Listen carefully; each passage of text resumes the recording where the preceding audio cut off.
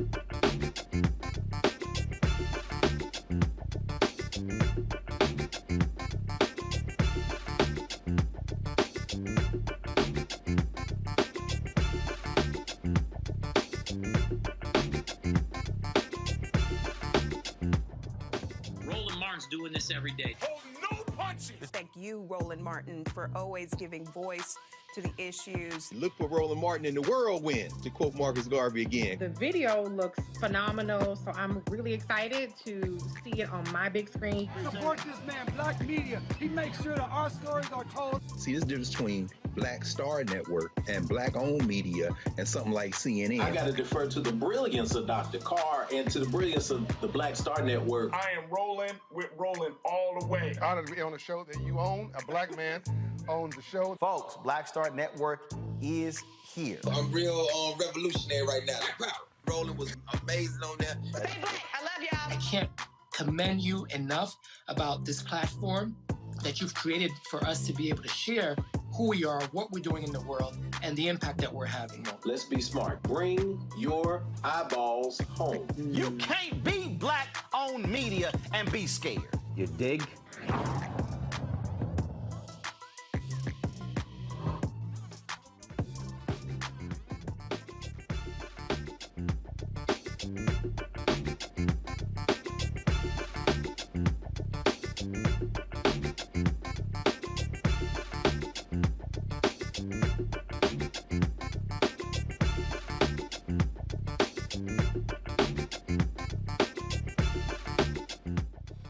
Today is Thursday, April 14th, 2022. Coming up on Roland Martin Unfiltered, streaming live on the Black Star Network.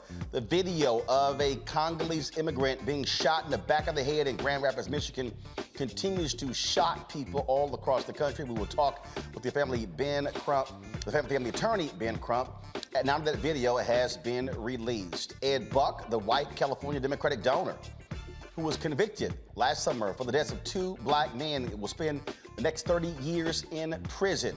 The organization used to help diversity in newsrooms is not getting much participation from these white newspapers. We'll talk to one of the researchers to find out what the hell is going on. Last night, I had that salty Loudoun County GOP chair, Scott Pio, on to talk about why he was hating on Delta Sigma Theta at the White House. Well, one of the people who he is targeting is Loudoun County Chair Phyllis Randall. Well, we will talk with her right here on Roland Martin Unfiltered. Also, radio host and activist Joe Madison will be here tonight to talk about his new book, Radioactive, a memoir of advocacy and action. We'll talk about him, talk about that. And also, y'all, I'll do a deconstruction. Jackie Robinson, the Negro Leagues, Black-owned businesses, and white validation. You want to hear what dropped in my spirit earlier today. Trust me. It's time to bring the funk on Roland Martin Unfiltered, the Black Star Network. Let's go. He's got it. Whatever the miss, he's on it. Whatever it is, he's got the scoop, the fact, the find. And when it breaks, he's right on time and it's rolling. Best believe he's knowing. Putting it down from sports to news to politics. With entertainment just for kicks, he's rolling. It's on go, roll, y'all. It's Roland Martin, yeah. Rolling with Roland now. He's funk, he's fresh, he's real, the best, you know he's Roland Martin now.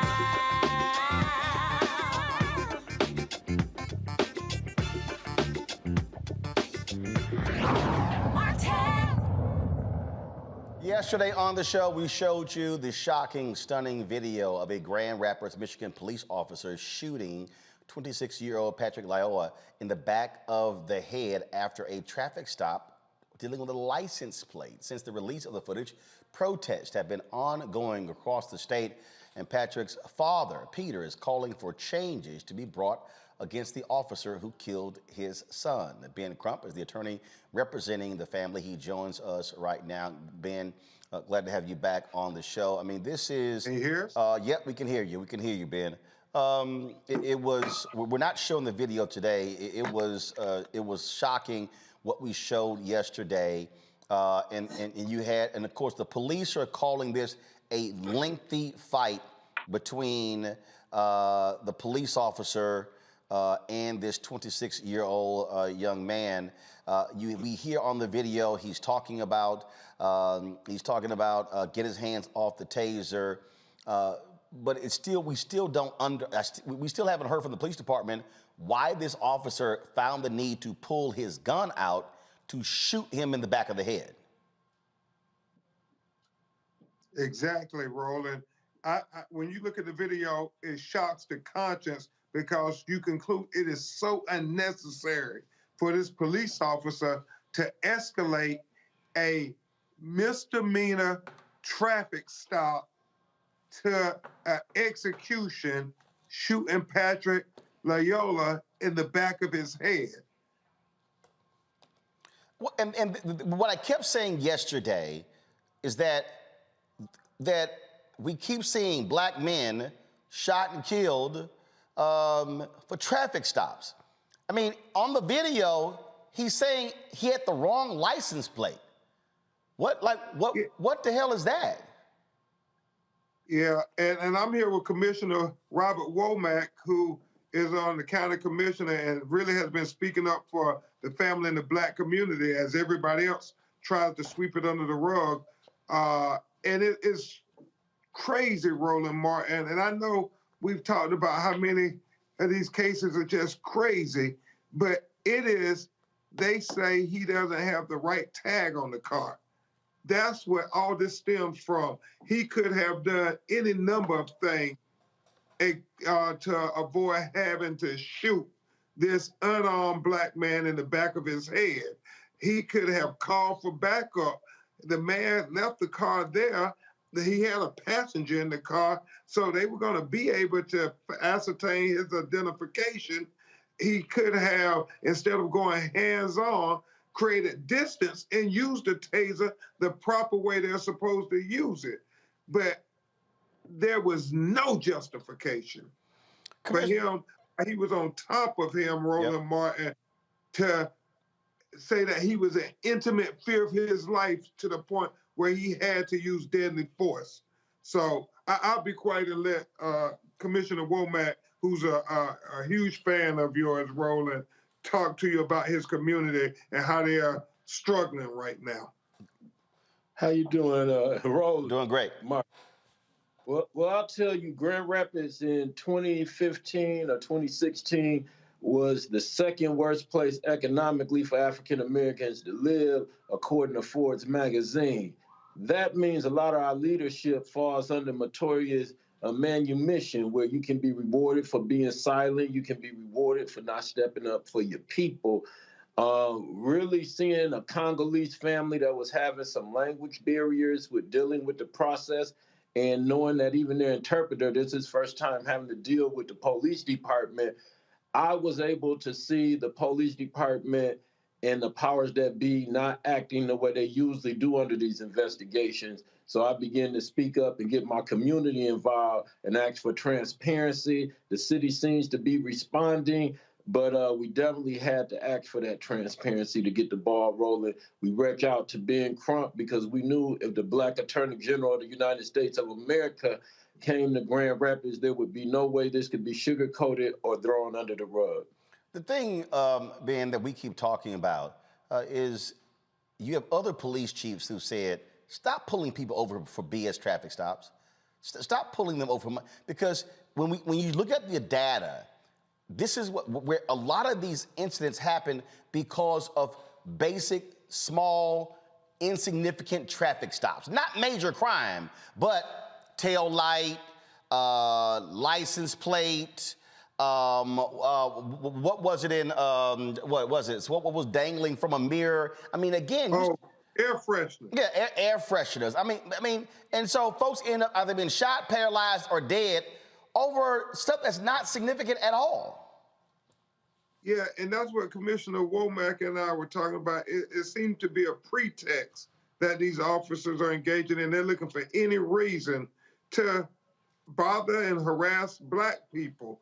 And it is just one of those things where, whether it's George Floyd, where they could have given him a notice to appear, or Dante Wright for the air freshener, they could have given him a notice to appear, or now Patrick Lyoya, they could have given him a notice to appear versus going hands-on.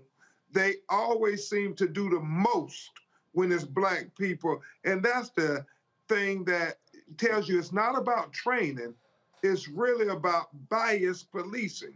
And we have to just go ahead and call a thing a thing. We have to get this George Floyd Justice Policing Act passed, because whether it's Minneapolis, Louisville, Kentucky, or Grand Rapids, Michigan, this is a national epidemic of them shooting and killing unarmed people. It is. Commissioner, obviously you had protests there as well. The governor has promised an independent investigation. But I'll be honest with you, we've seen so many of these stories before. And frankly, I simply anticipate somebody coming back saying, well, he should have complied. And the officer, that's one of the things that we always hear. And then what ends up happening is nothing happens to the officer, and then another young black person is dead. Well, we are hoping that that won't happen here, and we're glad that we have Ben Crump here to help us. This is the first time also the African-American community has had a chance to embrace our Congolese brothers and sisters. So it's bringing two communities together for the first time. Very unique situation here, and we are going to keep marching. We're going to keep protesting. We're going to keep working with Mr. Ben Crump and anyone else we have to work with so we can have justice. All right. And Roland, I'll just let you know, Breonna Taylor's mother, Tamika Palmer, was here today. Many people didn't know that Breonna was born in Grand Rapids, Michigan. And it was so ironic when at the press conference she said she too lost a 26-year-old innocent black child to police violence. Patrick was 26, Breonna was 26. Indeed sad. Ben Crump, Commissioner, want to thank both of you for joining us and just keep us abreast of what happens there in Grand Rapids.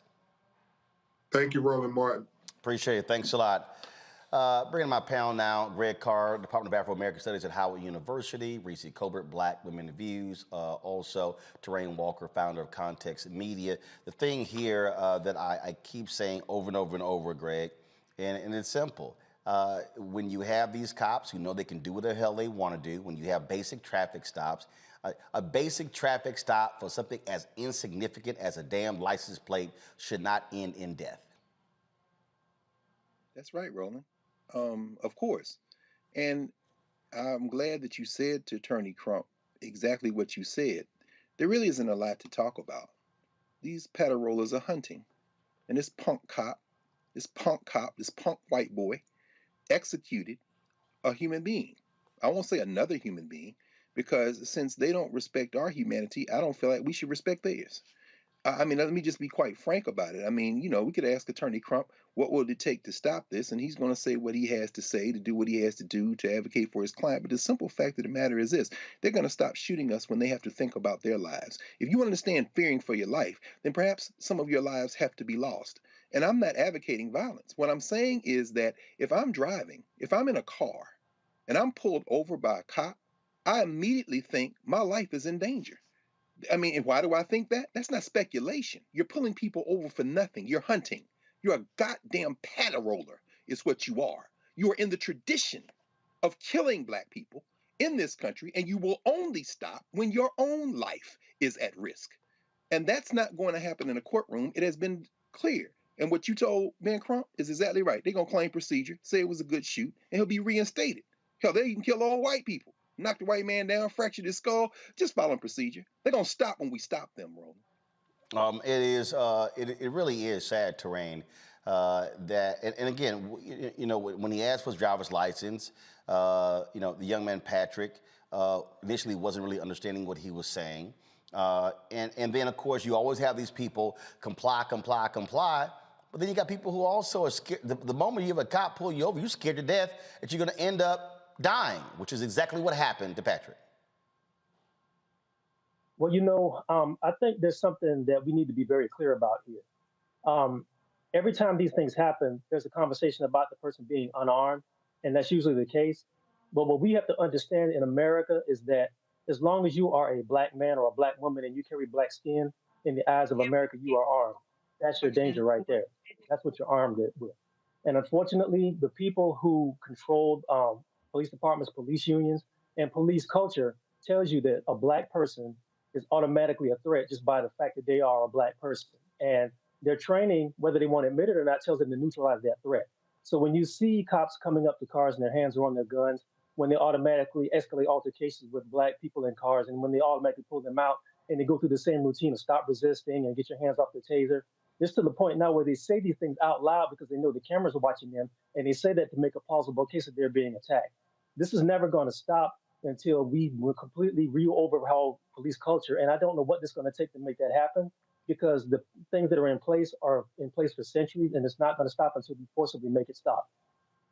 And Reese, there are people who are real quiet. All those MAGA-loving folks in Michigan, real quiet. All those people who love talking about cops, real quiet. It's amazing how quiet they get when these things happen. But then it's always, oh, respect the blue, respect police. We should not be criticizing them. Well, when you're winning the war, you're going to be very quiet, right? You're not going to be loud and give away the game. So absolutely, when black people are being lynched, this is a lynching essentially by the cops. That's them winning. So they're not gonna draw even more attention to that. So it's absolutely clear where their priorities are. Now, if you got to wear a mask, then they loud as hell and then they got a problem. But the bottom line is, I agree with what Terrain said. I hate emphasizing unarmed. I hate emphasizing a person's criminal background, which is irrelevant, because the reality is these cops know within 30 seconds if they're going to execute that person, and the fact that Patrick could not speak English and he could not, understand the commands made it that much easier for him to start yelling out these pretexts. If you know somebody can barely understand English, then what are you talking about? Hands off of this and this, that, and the other, because you're setting up your bullshit ass defense before it even gets off the ground. And even if Patrick did get your taser, that's not going to kill you, right? Learn how to fight if that's what it is. You know what I'm saying? So I'm just sick of seeing these executions, shooting a man, a human being, which they don't believe that we are, as Dr. Carr said, in the back of the head. And there's an investigation. Take his ass to jail yesterday. All you motherfuckers that was out there so traumatized, I can't sleep, I can't believe I've seen something like that, and you ain't have that same energy when it was the Oscars. You don't have that same energy with this footage, which is absolutely gut-wrenching, circulating widely. You didn't have that same energy when the subway folks were laying in New York, shot. Y'all quiet now. So that's why I don't take y'all seriously. Be just as loud, be just as outraged as this kind of state-sanctioned violence as you are about what the hell happened at the Oscars. Indeed. Folks, let's now turn our attention to the West Coast, where today Ed Buck, the white Democratic donor who was responsible for the death of two black men, pumping them with drugs and watching them die, he is going to spend the next 3 decades in prison. In the federal courtroom, he was sentenced to 30 years in prison as a result of those two deaths. First of all, of course, remember he was, first of all, deaths go back even 3 years. So this has been a story that did not get a lot of traction by California media, did not get a lot of traction by LGBT media. A lot of people were real quiet because Ed Buck was passing out lots of money to Democrats. My next guest, though, was one of the folks who brought attention to this story and really got us to this particular point. Jasmine Koenig, she joins us right now. Jasmine, glad to have you on the show. I saw your tweet where you said, look, it wasn't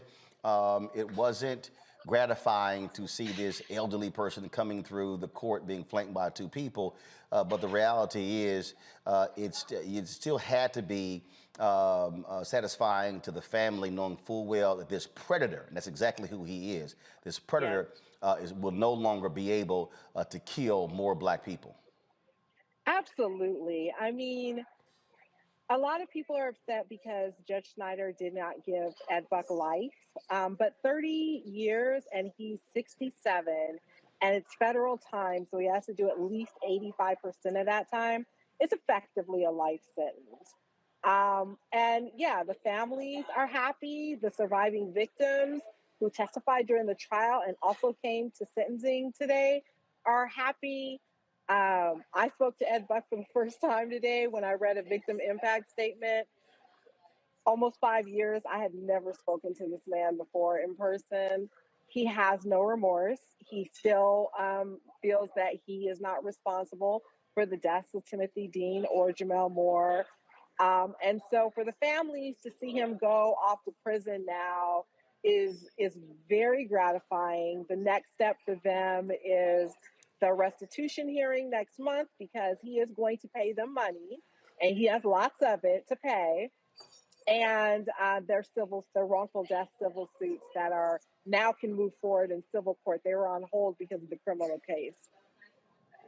One of the things that, first of all, you said Timothy Dean and Jamel Moore. The reality, Jamel Moore was the first one who died at the hands of Ed Buck. And a lot of people were like, no big deal. And you had a black DA in Los Angeles who was of the position that she somehow couldn't charge Ed Buck. But the federal folks figured out how to charge Ed Buck, and that's how he got convicted. Yeah. And that was one of the reasons why Jackie Lacey got her ass booted out of the DA's office. You're exactly right. So let me back it up a little bit. I wanted to start off with this, but you wanted to jump right in. Roland, thank you. Thank you so much. Because of you, because of the respect that you gave me as a journalist and the respect you gave me as a political strategist, and you believed me, you had this story on every time anything significant ever happened in this case for almost 5 years. And you are the reason why Black people outside of LA know about this case. And so I want to say thank you to you, because this case had a lot of media bias, a lot of media who are afraid to report on it, were worried that he was going to sue them. And so for a long time, no one would even talk about the fact that Jamel Moore died in his apartment in 2017. And you're right. And that's why Jackie Lacey is the former district attorney for Los Angeles County. But I will tell you this. I'm a pretty fair person, and I will tell you that I'm actually very happy that the feds prosecuted this case, because I don't know that, given the criminal justice reform climate that we have, which I advocate for as well here in LA, that Ed Buck would have received any significant time in prison. And so for the families, it was important, because you cannot bring back Jamel Moore. You cannot bring back Timothy Dean, that he spend a significant amount of time in prison. Because the feds prosecuted him, he will. Oh, absolutely. And the thing is, you had to battle LGBT media that ignored this story. You had folks who you had to battle Democrats who didn't want to give the money back. They were still are donations, and it was as if these folks didn't care about the lives of these two brothers. Yeah, and let me be really clear. It's more than just Jamel and Timothy Dean. As you know, throughout my reporting, more and more men stepped forward, and that's why during the trial we had a significant amount of witnesses, young men that came and testified about what Ed Buck did to him. Everybody that he hurt did not die, right? And so, what I said when I spoke to Ed Buck and I spoke to the court today was that crime victims matter, and that we have to send a message with Ed Buck to all the other Ed Bucks who are operating under the radar and also engaging in this behavior. And we also have to send a message to Black men, particularly in LA County, who make up the majority of our homeless, right? Because he specifically went after Black men who were homeless. Mm-hmm. And LA is that's just like every single corner in Los Angeles, and so I think it's important that the homeless community, the Black community, the Black queer community understands that the Justice Department is going to stand up for you if someone like Ed Buck kills you. And that's the message that was sent today.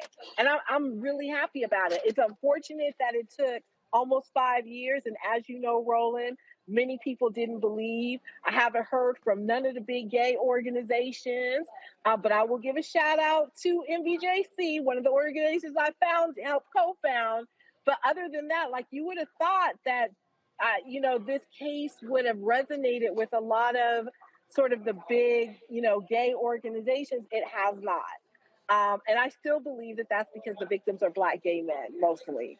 And which says we still have a lot of work to do in our community. Which is also why, and I'm going to talk about it a little bit later. I mean, this is also why you've got to have Black-owned platforms. When you first hit me, had you on Tom Joyner Morning Show, had you on the TV One show, absolutely. And again, without those national Black-owned platforms, then we're having to ask someone else to approve whether to do the story, and then it doesn't get out. It doesn't get covered. And that constant focus on that, the amplification, putting on social media and putting pressure, why aren't y'all covering this? That's what caused other folks to all of a sudden wake up and then force them to actually have to cover the story, including a whole bunch of prominent gay folks in national media who were not returning your phone calls. So let me tell you this, Roland. I'm literally sitting in a restaurant with the families and the surviving victims right now. My phone has been ringing all day. I have not done any interviews but yours. And you know why I'm on your show? Because like I said, Roland, when nobody else believed, nobody else cared, nobody else would listen, you were there. And you and I both understand the power of having Black reporters, having Black journalists. The whole reason why for the past 5 years I've been covering this story is because nobody else was. Now, there are a lot of Johnny-come-latelys now that have jumped on and, they're reporting on it. But let's be clear, in the beginning, nobody wanted to report on this case, not until it got sexy. And it didn't get sexy for most people until he got arrested. Yep. And that was after the second death. Second death and almost third with one of the young men who managed to make it out of Ed Buck's apartment and was able to get help. Absolutely. And these are the type of stories that Black people need to know about. When you have a white man in a city intentionally going after Black men using his wealth, they calculate that he has over $4 million, at least $4 million, right? He was using his money, his power, and his wealth to lure these men and to do these things to him. And in court today, he spoke for the first time. He has no remorse. He says he feels bad that they died, but it's not his fault. He's going to continue to fight it. He's going to continue to appeal it. His attorney is Harvey Weinstein's attorney. As soon as he lost the criminal case, he fired Christopher Darden and hired Mark Worksman, who is also Harvey Weinstein's attorney. And so he has money, clearly, because he hired, these attorneys aren't working for him for free. Right. And so he continues to use the system to his advantage. He continues to take, he should have been in prison a long time ago, Roland. Yeah. I mean, he's been in jail over 2 years. Nobody sits in jail for 2 years, okay? Right. But that's because he was able to work the system. He was able to get it to work on his behalf, except for today, it didn't, so he had it to cell block 4. So it is what it is. Well, certainly give my best to those family members. Even though he's going to prison, they can't get their loved ones back. These were still two human beings, and you're right. For a lot of these organizations out here, they're like, because you also, like, for instance, the story, the young girl who's been missing for a month, and the police were like, oh, she's a sex worker. So what? So we don't give a damn about her being missing. Again, that's sort of the mentality that even law enforcement has. Unfortunately, that's what we have to deal with. Yeah. And so we appreciate your hard work. And I love you, Roland. You know I appreciate you so much. Thank you for keeping Ed Buck's name out there. Thank you so much. I appreciate it. Great job. And again, you on it for 5 years. People don't realize that was like constant. Yeah. And so certainly, again, great job, and give our best to those families. Thank you. I will. Thank you so much. And thank your entire team. Y'all have been wonderful. Thank you so much. I appreciate it. Jasmine, thanks a lot. Okay. Go back to our panel here. The point there. Thank you. The point there, Reese, that Jasmine made there, when the silence of these national LGBT organizations, and it's not like she wasn't reaching out to them. Right. The silence of a lot of mainstream journalists, including LGBT journalists. And this is how these stories don't get covered. And the reality is, had this story got the attention it did after Jamel Moore was killed, Timothy Dean could possibly still be alive. Right. Yeah, there are so many layers to so many things that are disturbing about this. But at first, I have to say shout out to Jasmine for coming here, Roland. One of the things that you continually rightfully call people out on is how Black journalists or Black celebrities or Black attorneys, whoever, they don't come to Black media first. They want to go on the sexy channels, the white facing channels instead of coming here. So shout out to her for that, as well as her advocacy. But what we have a situation where there are so many notches on the totem pole below what society deems to be human being, to be worthy of even an investigation.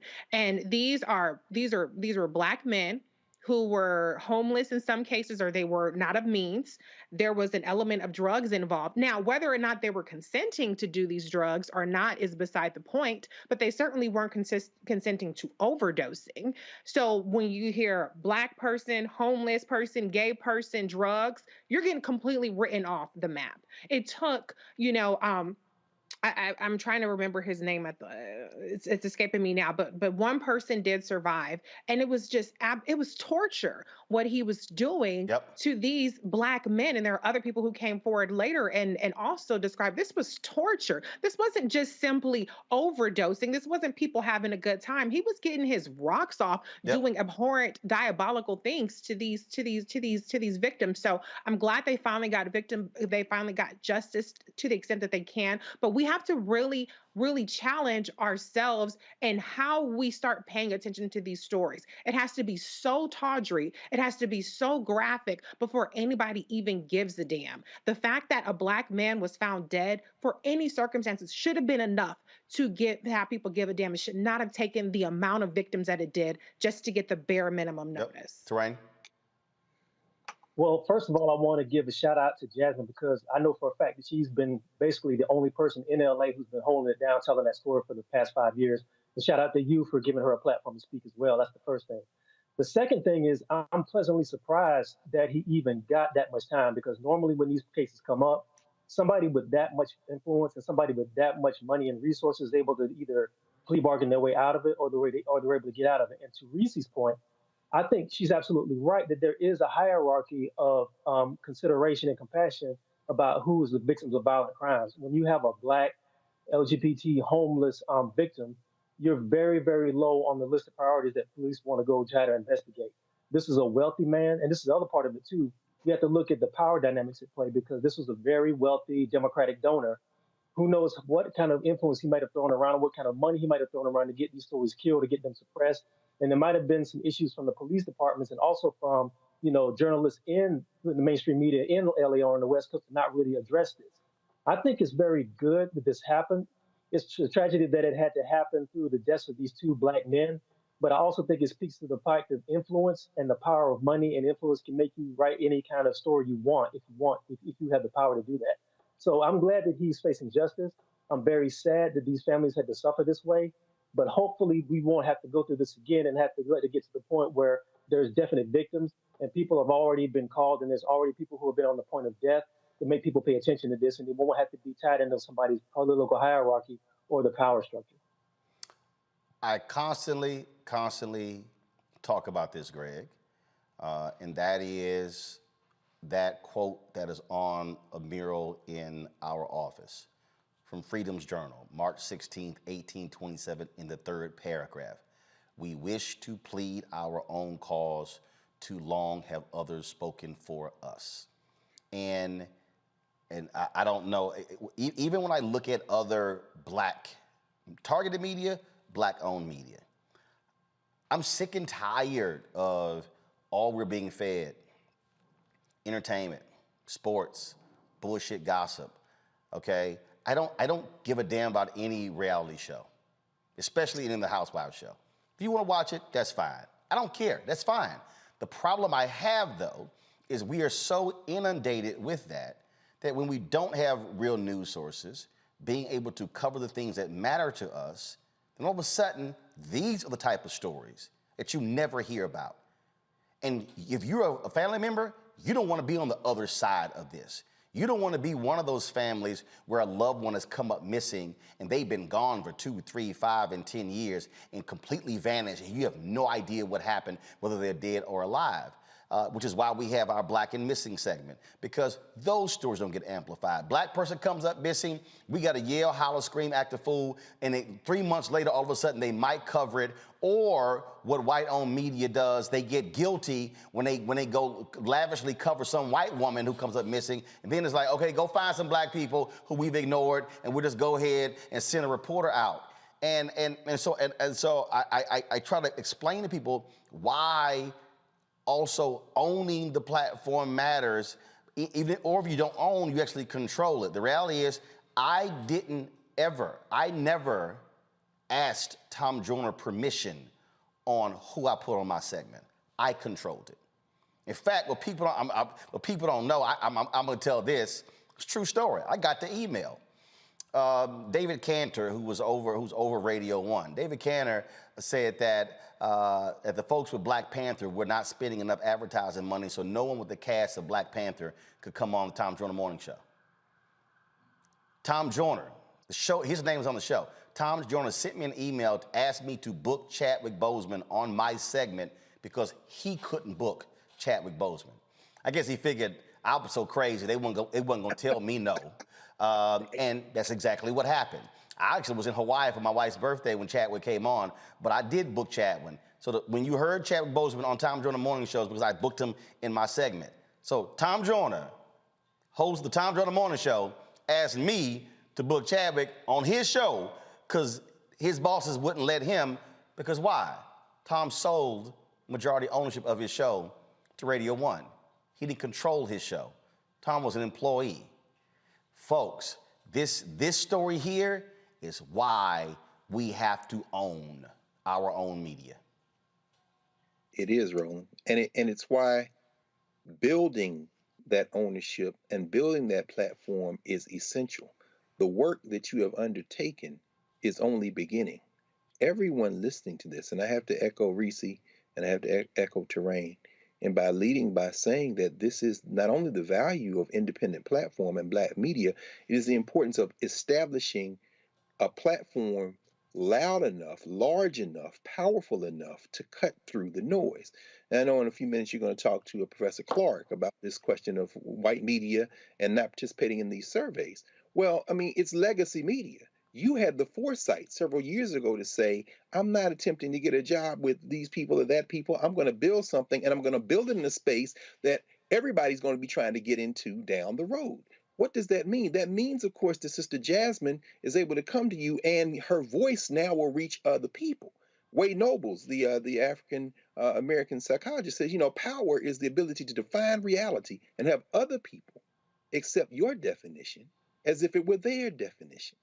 Well, there are countless number of people out there in cyberspace, but when you have a platform like you have there, you've built slowly, you've built accretively, you've built organically with investments from the people that can break through the noise. Now, the other thing I will say is, it's very clear that we live in a society where humanity is not valued. The late Lonnie Grenier wrote a book called The Miner's Canary. When you see the canary die, that means that the people need to get out of that mine. Well, guess what? If you're LGBTQ, there is no LGBTQ community. There are people who are LGBTQIA, and then there are Black people in that hierarchy. And they have been screaming, we have been screaming, all the people who are Black in this country. I don't care if you're from Africa, are you ADOS people? Nobody asked that Congolese brother in Grand Rapids where he came from before they hit him in the back of the head. The bottom line is we have to make a community in order for that to impact. So this story, of course, is evidence that in a country where a man or a woman who doesn't have a place to sleep at night will be attacked by a Tennessee state senator, as you're going to talk about later on, in the season of Easter when Jesus Christ himself didn't have a house. You calling yourself a Christian?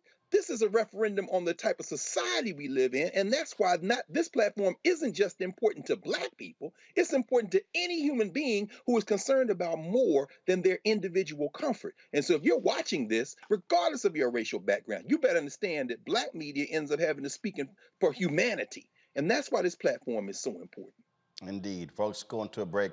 When we come back, we're going to talk with one of the researchers who's working on a study of essentially white-owned media. There's a whole lot of them don't even want to answer the questions regarding diversity in their newsroom. This has been an ongoing problem, and it has gotten worse in the last several years. We'll talk about that. We'll also we'll share with y'all my thoughts tomorrow being April 15th, Jackie Robinson Day in Major League Baseball. How you need to look at this a little bit differently. Also, we'll talk with Phyllis Randall, Loudoun County Executives, who is the target of Republican Party there. That clueless dude I had on yesterday, well, Phyllis gets to respond to some of his accusations. Plus, Joe Madison is in the house talking about his new book. And it is, of course, Radioactive, a memoir of advocacy and action on the air and in the streets. And so Joe is in the house, and we'll be chatting with him as well. A lot of stuff to cover. You're watching Roland Martin Unfiltered. Be sure to download the Black Star Network app, folks. Apple phone, Android phone, Apple TV, Android TV, Roku, Amazon Fire TV, Xbox One, Samsung Smart TV. Join our Bring the Funk fan club. Every dollar you give goes to support the show. P.O. Box 57196, Washington, D.C., 20037-0196. Cash App is $RM Unfiltered. PayPal is R Martin Unfiltered. Venmo is RM Unfiltered. Zelle is Roland at RolandSMartin.com. Roland at RolandMartinUnfiltered.com. We'll be right back.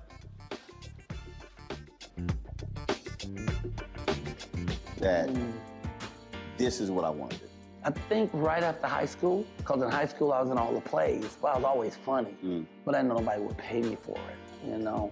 And then on the next Get Wealthy with me, Deborah Owens, America. On the next A Balanced Life, the Bible says that the spirit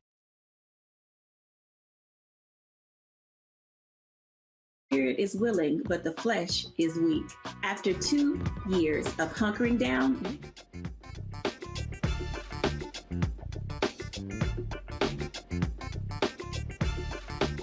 Folks, having some issues with our video playback machine. We'll get that taken care of. Let's talk about this story here. A resource designed to increase diversity in the newsrooms is slowly beginning to die as a result of lack of participation. First of all, the News Leaders Association has conducted an annual diversity survey since 1978. First of all, AS&E has done it as well. The resulting report is a basic but indispensable tool for gauging diversity efforts in journalism and helps newsrooms see larger trends in hiring, retaining, and promoting underrepresented journalists, basically everybody who not white.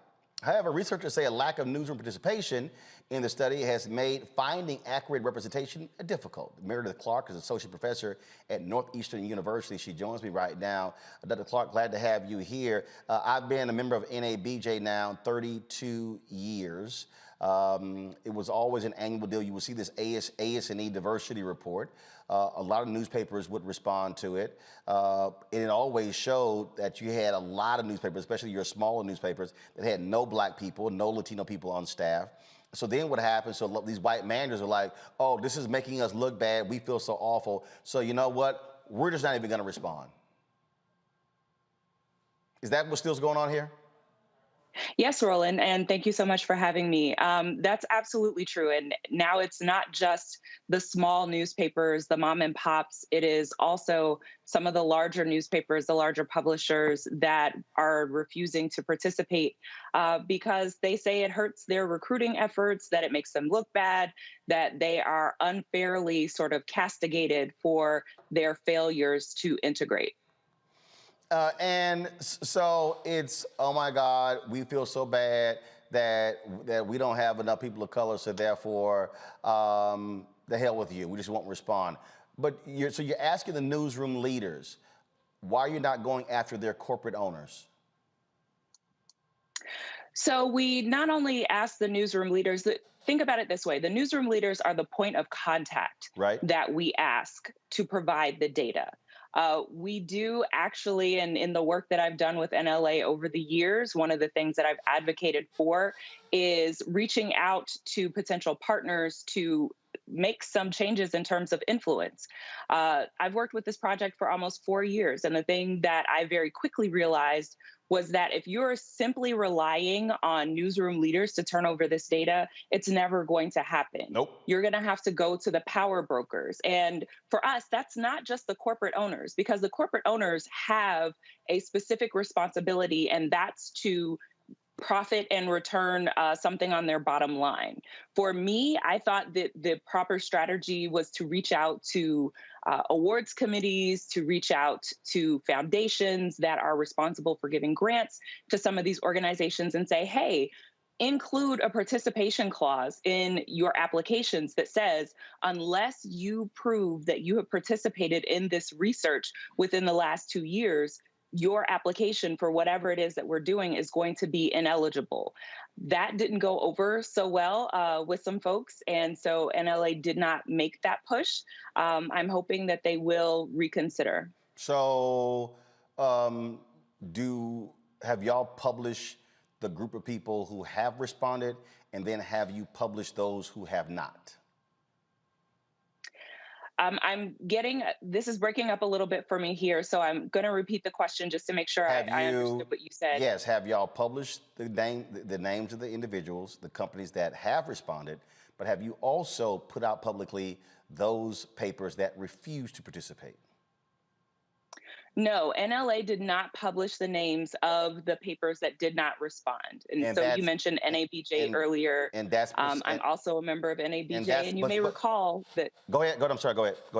You may recall some years ago that NABJ at its award ceremony did sort of a cheers and jeers. NABJ reached out to us and they asked, who are some of the outlets that did not respond? And we provided a list to them. So that they could make that call out. But that is not a choice that News Leaders Association has acted on. They should. See, trying to go to foundations or whatever. No, this is very simple. If the people, the people that have responded, you publish their information, right? Correct. Okay, so your deal should be, here's the list. This is sort of like an empty chair at a debate. And so you should publicly say who did not respond, and then put it out there on social media and allow us to tag those individuals and target them. Because here's the deal, by the organization not stating who didn't respond, you're actually helping them. It's so, look, Henry, give me a shot of that Ida B. Wells artwork on my wall. This is the quote from Ida B. Wells that she is that's famous for, that speaks to what I'm talking about here. Because trust me, what media hates becoming the story. Media cannot stand when they get reported on, when they get called out. They can't handle it. They love talking about everybody else, but then when you put media on Front Street, then all of a sudden it's like, oh my God, what are you doing? Why are you calling us out? Well, if you're not sitting here responding, you get called. You should get called out, and that's really what this whole thing is about. This is about checking media. She said the way to right wrongs is to turn the light of truth upon them. Y'all got to hit them with the light. I totally agree, Roland. And I think one point that it's really important for me to emphasize as an individual here, as a researcher, I am a person who is not a member of NLA. I am not part of their decision-making bodies. I'm the researcher that they contracted with to actually carry out the study. So one of the points that was made in the Neiman Lab story that came out a couple days ago about this survey and its dismal results mentioned a very critical point, and that is that I have resigned from doing this research because there are some things that I see differently from NLA that I think that we should act on. I can tell you that if you take that suggestion of naming and shaming, that was discussed for years and it wasn't done. So people can come to their own conclusions about what that means. But the other thing that I will say is that while I agree that we should definitely name those people who are, or those organizations that are not participating, that information isn't too hard to find.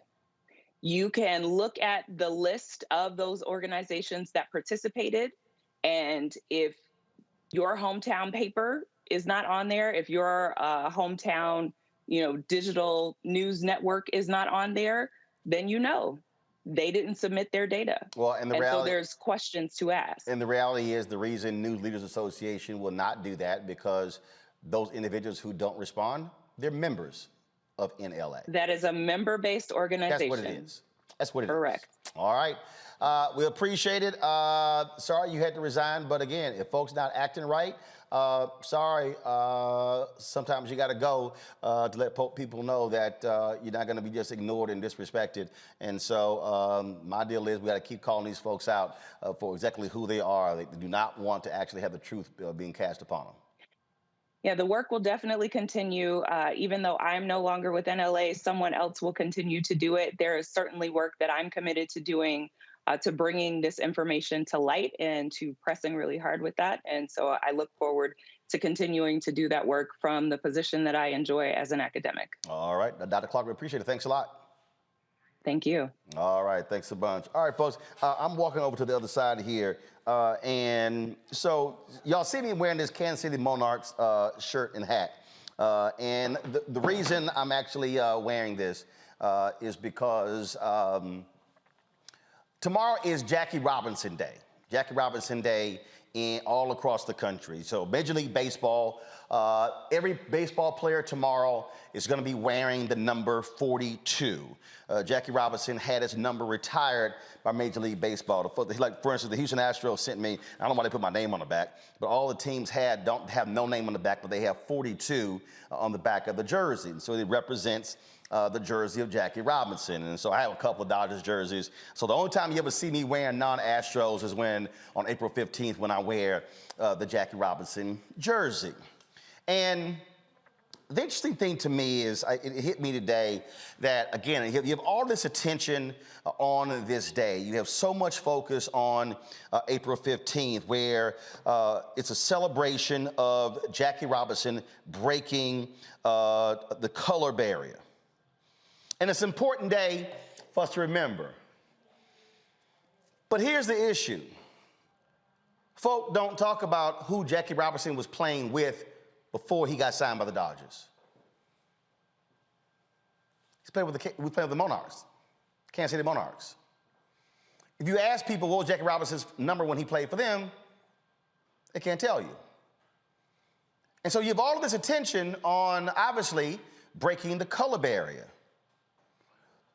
But I really think we have to look at this just a little bit different. Because if tomorrow is deemed Jackie Robinson Day in Major League Baseball, let me be real clear, this is not an attack on Jackie Robinson, a phenomenal human being. Obviously, Hall of Famer, All-Star. But what I need people watching to understand this is that if tomorrow is the celebration of Jackie Robinson becoming the first black player in Major League Baseball, then April 14th should also be commemorated as the death of the Negro Leagues. I told you all about Gerald Horne's book called The Rise and Fall of the Associated Negro Press, Claude Barnett's Pan-African News, and the Jim Crow Paradox. This is the actual book. This is the actual book right here. The key I want you to focus on is the Jim Crow Paradox. See, black folks fighting for equality, wanting to show we can do justice good as somebody else. We could play ball. We could do all this sort of stuff. And they called it the major leagues. It was called the major leagues. But the reality is the major league talent was already in the Negro leagues. It was called the major leagues because white folks owned it. So because white folks had more money, they had better stadiums, better uniforms, they had better travel, they stayed in better hotels, they had better food, they paid better salaries. That's what made it major. And so you had this euphoria among black people when Jackie Robinson made it. It was like, man, Jackie made it to the major leagues. But Jackie was already a major league star. If you do the study, Dizzy Dean, white baseball player, he often played in the offseason with the Negro Leagues, and he said there was way more talent in the Negro Leagues than in the major leagues. But black folks it was like all around the country, it was like folks were listening to the radio and they were clamoring, but Jackie, because it was about, man, we about to show those white folks who we are, but they already knew. If you look at everything in American history, black people were killing it in every phase. It was simply racism, Jim Crow, white supremacy, keeping us out of those systems. But while we were fighting to break down those systems, it was actually leading to the breakdown of our systems. That's the Jim Crow paradox. So you had Negro Leagues teams that were owned by black people. How many major league teams were owned by black people? None. To this day, do you have a majority owner of a Major League Baseball team who's black? No. One African American who owns an NBA team, Michael Jordan, who bought it from Bob Johnson. No African Americans own a Major League football team. So what did we give up to be able to play with white folks? And again, this is not a diss on Jackie Robinson. What I'm trying to get us is to think a lot differently in terms of how we perceive these things, in terms of how we see us getting better. So when I was getting dressed, I was sitting here saying, what shoes am I going to wear with this Kansas City Monarchs jersey? Now, I could have worn these white Adidas. Could have worn these. I got these at the Cynthia Entertainer Golf Tournament. These are Stan Smith personalized Adidas. Or I could have wore these red and white Adidas. I normally wear my Houston Rockets attire. Okay, so I could have worn any pair of these Adidas. But I said, no, I'm not gonna wear these, because Adidas ain't paying me to wear these. The folks at Rock Deep, who we featured a couple of weeks ago, these are one of the pair of shoes they sent me. So I'm wearing these athletic shoes. They are red and gray from Rock Deep, black owned. Now just listen to what I just said. I could have worn these. We don't own these. These are not black owned. But we will stunt in some Adidas and some Nike. Oh, we'll rock them. But they're not black owned. See, we give up a lot when we desire something white folks got. I am not suggesting that we should not have torn down Jim Crow.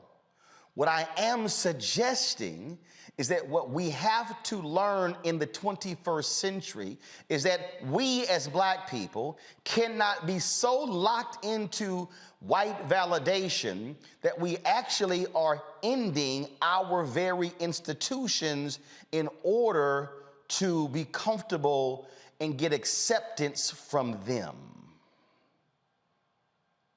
Y'all just heard Jasmine Koenig talk about folk wouldn't cover the story, but I took a phone call and put her on the air because those were black-owned platforms. You just heard the doc talk about how these white newspapers won't even respond to the study because they're embarrassed. They don't have real diversity. So what do? Basically shut the study down. We're not even gonna respond, and then we're not gonna talk about it. So as we are thinking and operating as black folks, we really have got to change our view of how we spend our money, what we watch, what we listen to, what we wear, because every decision that we make in terms of what we wear, what we watch, what we listen to, we literally are making other people rich. I have said to you, America has always loved black people because they love the fact that we have made them money. We made them money during slavery. Oh, let's be clear. We made them money when Jackie Robinson went to the Dodgers. Because Branch Rickey saw 50,000 black people in Yankee Stadium watch the Negro players play, and they said, yo, we could create an entire new fan base. And so what do you think happened? That's exactly what happened. Why do you think all of a sudden all of these mainstream white outlets are now having all of this black content? Do y'all understand why Lifetime and we are doing all these black movies all of a sudden? It ain't because they're interested in our stories. It's because our black eyeballs will follow, which means the ad dollars follow. $322 billion spent every year on advertising, and black-owned media gets 0.5 to 1% of $322 billion. How many billions are spent on athletic shoes? And we have made Phil Knight a mega billionaire. We have made people who own Nike stock extremely rich. But how many black folks have gotten rich? All we have to show for it are some tattered Nikes in the process. Oh, yes, I appreciate seeing black folks on mainstream television, and we fought for that. But I will never, ever say, let's give up what's black-owned just to have somebody who's on ABC, NBC, CBS. See, y'all, the reason I understand this because I told y'all, when I got hired at CNN, they wanted me to leave Tom Joyner Morning Show. They asked me to leave Tom Joyner and TV One, asked me to give up my speeches and my books. I said, oh, no, that's not happening. In fact, they were upset with me because I turned down my own little segment on the Situation Room with Wolf Blitzer. They came to me and they said, now they wouldn't give me a show. They wouldn't give me a daily show or a weekly show. They said, we're gonna create a segment. So we want a place, so your fans know how they can watch you every single week. And they said, so you're gonna have a segment on the Situation Room with Wolf Blitzer. And I said, oh, well, that's pretty interesting. I said, so cool. I can sort of incorporate when I'm traveling around the country, because a lot of times I'm giving speeches, the governors there or mayors and CEOs, they say, oh, no, you can't do that. Because that's gonna be too costly. You gotta be in the studio. I said, hold up. Y'all want me to stop giving speeches and come off the road and do a segment and y'all ain't replacing the money? They said, precisely. I said, ain't gonna be no segment. Now see, now some of y'all watching will go, Roland, what's wrong with you? You should have taken that segment. I was making $500,000 speaking. Why in the hell would I give up $500,000 for a segment that they were gonna be selling and making money off of me and not increase my pay? Hell, y'all turn the money down. Because I did not believe in white validation. And when they asked me to give up all my black media platform, I said no. I said, well, you're gonna give me a 5-day-a-week show. What I'm suggesting is this here. We should always celebrate breaking down Jim Crow. We should celebrate when we get a black CEO. But I'm not just gonna celebrate a black CEO if that black CEO not breaking down some damn walls. I'm not gonna celebrate somebody black being on a board of directors who is not using their power to ensure that other black folks are getting stuff. If they are simply enriching themselves so they can spend more time on Martha's Vineyard, well, damn it, all you doing is helping yourself. You ain't helping everybody else. No, that ain't what this is all about. At some point, we've got to be smart enough to understand that one person getting the check don't mean we made it. It means they made it. And we make a mistake when we as black people take our dollars and our eyeballs and our attention and we make other people mega billionaires and we are still broke and starving for information. And we say, well, man, I wish we could have had that. Well, had you watched, had you donated, had you spent money black, had you bought black, had you invested black, it could have happened. So when I hear people say what we should be doing, I always say, what are you doing? So yeah, I'm gonna have my Dodgers jersey on tomorrow. But here's what I suggest, y'all. Don't just get you a Jackie Robinson Dodgers jersey. I want you to go to the Negro League's website, the museum, and buy you a Kansas City Monarchs jersey. And I want you to wear your Monarchs jersey on April 14th, and then wear your Jackie Robinson jersey on April 15th. But don't just make money for the Dodgers. You also make money for the Negro League Museum that's trying to keep our history going. This, Greg, is what we have to get people, how we must, when I keep saying how we must reprogram Black America, this is what I'm talking about. Yes, sir. Yes, sir. And that was, as usual, a brilliant breakdown and so poignant as we sit on the eve of Jack Roosevelt Robinson playing for the Brooklyn Dodgers. It is so poignant for any number of reasons. I mean, the black press, I'm glad you held up Gerald's book. You know, yesterday, actually day before yesterday, I was telling my students at Howard, because actually Robinson played in an exhibition game for the Dodgers on the 12th. So that was kind of like the soft open. And I shared with them an article from one of the papers that you used to run, the Chicago Defender, and not the Pittsburgh Courier, the New York Amsterdam News, that ran a story in April 1947, and the headline read, Robinson becomes the first Negro in professional baseball since Moses Fleetwood Walker. The black press reported at the time, Moses Fleetwood Walker, who played in 1884 for the Toledo Blue Stockings, was the first black man to play in professional baseball. Now, here we are in 2022, and people said, wait, Jackie Robinson wasn't the first? You had to check the black press. It was those black press guys, the sports writers that pushed to get Robinson in the Dodgers in the first place. It is so poignant that you talk about the Negro Leagues. And like you say, like you, I've been at 18th and Vine. I don't go to Kansas City without going to 18th and Vine and to the Negro League Museum and the Jazz Museum. The great Andrew Rube Foster, the genius who was not only a great athlete, but a great businessman who put together the Negro Leagues in 1920 in Chicago. This was the biggest business in the country, as you say. And to see the Kansas City Monarchs across your chest, brother, and to understand that you and Kaufman, once the Kansas City team got another team in Major League Baseball, named that team the Royals in tribute to the Monarchs.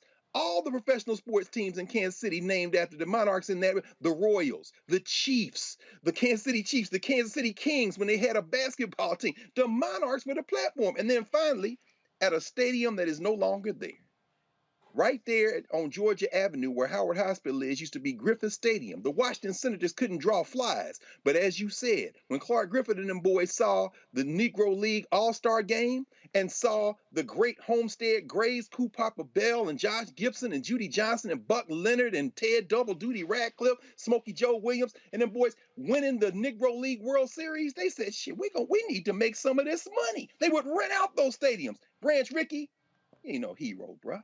You picked up some bargains on the cheap and you knocked us out of the business to begin with. So yeah, I'm with you, brother. We need to know our history. And the black press is at the center of that history because they've always known.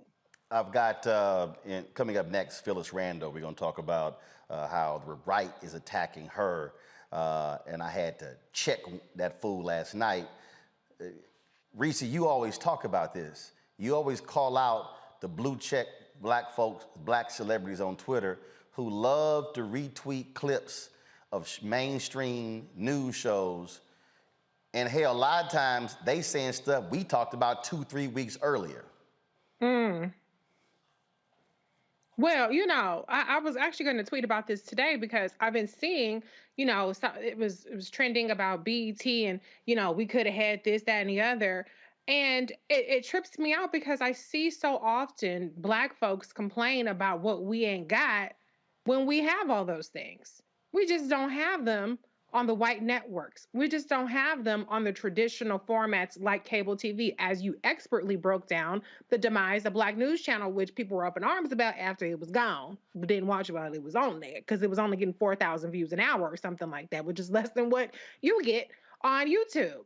So I challenge once again, like I've done many times before, we have the power to validate ourselves. We just don't use it because we want the white gaze to validate us and then they looking at us to validate them. So it's real ass backwards. Why don't we spend the energy and the cool factor and the capital and the money that we have, which makes everything pop, and make our own shit pop? Then we don't have to ask for permission. Then it's not a thing when Don Lemon, no shade to Don Lemon, or whoever else on CNN or one of these other networks say boo our way. We have the power and we're doing it. Just look at the people who ain't necessarily the big names and you'll find what you're looking for. Terrain, last point here. Last year, Black people made Clubhouse go from nothing to a $4 billion valuation. I keep saying, we can make fan base sexy, started by Isaac Hayes III. Again, we made Nike a multi-billion-dollar company. We can make Rock Deep a multi-billion-dollar company. We have got to stop making other folk rich and learn to make Black folks rich. I'm going to say something now that's probably going to upset a few people, but it needs to be said. Well, the show called Unfiltered, so we used to it. The cold hard truth is, there is a mentality in a lot of our people in America that something that we make is less than something that white people make. And there's this mentality in Black culture that says the white man's ice is colder. You may not hear people say that outright, but they prove that by their actions and their spending and how they spend. The other part of that is some of it is a lack of knowledge of your own history.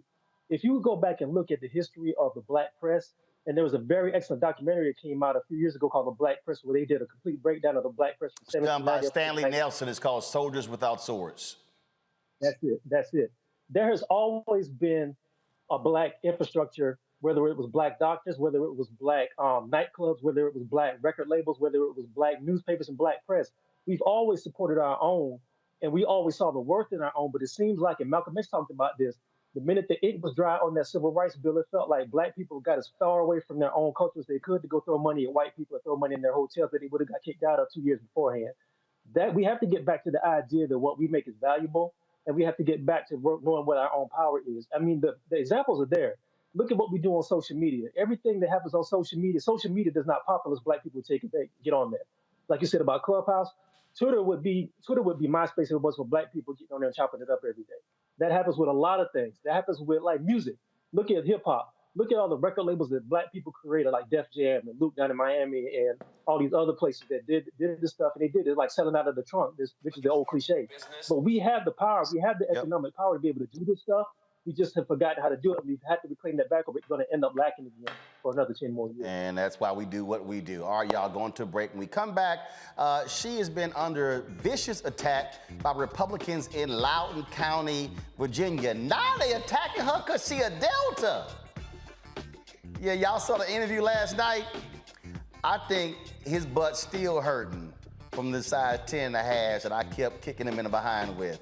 We're going to talk with Phyllis Randall next about the Loudoun County, Virginia Republican Party attacking her and her sorority. You're watching Roland Martin Unfiltered on the Black Star Network. All of this is Black owned, 100%.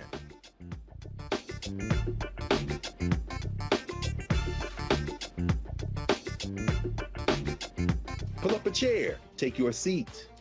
The Black Tape with me, Dr. Greg Carr, here on the Black Star Network. Every week, we'll take a deeper dive into the world we're living in. Join the conversation only on the Black Star Network. On the next A Balanced Life, the Bible says that the spirit is willing, but the flesh is weak. After 2 years of hunkering down, we can all relate to that. Spring, sun, and fun We may be ready to get out there, but our bodies may not be ready to party. On the next A Balanced Life, we're going to get our mind, body, and spirit on the same page. That's A Balanced Life with Dr. Jackie here on the Black Star Network. Hey, I'm Deion Cole from Blackish. Hey, I'm Arnez J. Black TV does matter, dang it. Hey, what's up, y'all? It's your boy Jacob Lattimore, and you're now watching Roland Martin right now. Stay woke. Randall, it looks like you're in the D.C. area, so you might actually have Yes, contact. I'm based in D.C. I live in Loudoun County.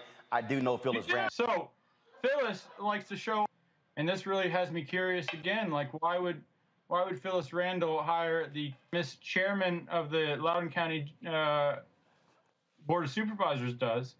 We've already declared that Phyllis Randall's a Delta. Hold on, that's one person. Name them. Phyllis Randall's a public person. I'm certainly not going to name the private individual. I've researched, but I've not personally heard from Phyllis Randall. This all starts with Phyllis Randall hiring the executive director. No, it doesn't. No. First of all, hold on. Phyllis Randall did not embezzle anything.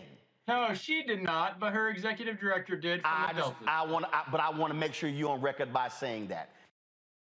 That was Scott Pio last night. He's the Loudoun County, Virginia GOP chair. He was whining and complaining because of a photo of Deltas. It was a photo of a number of Deltas taken at the White House. This is the photo right here. And so he sent this tweet out. He goes, even the Loudoun, this is the tweet, Skull and Bones has lost their power. It's now the sorority known as Delta Sigma Theta who is taking control of our country at all levels of government.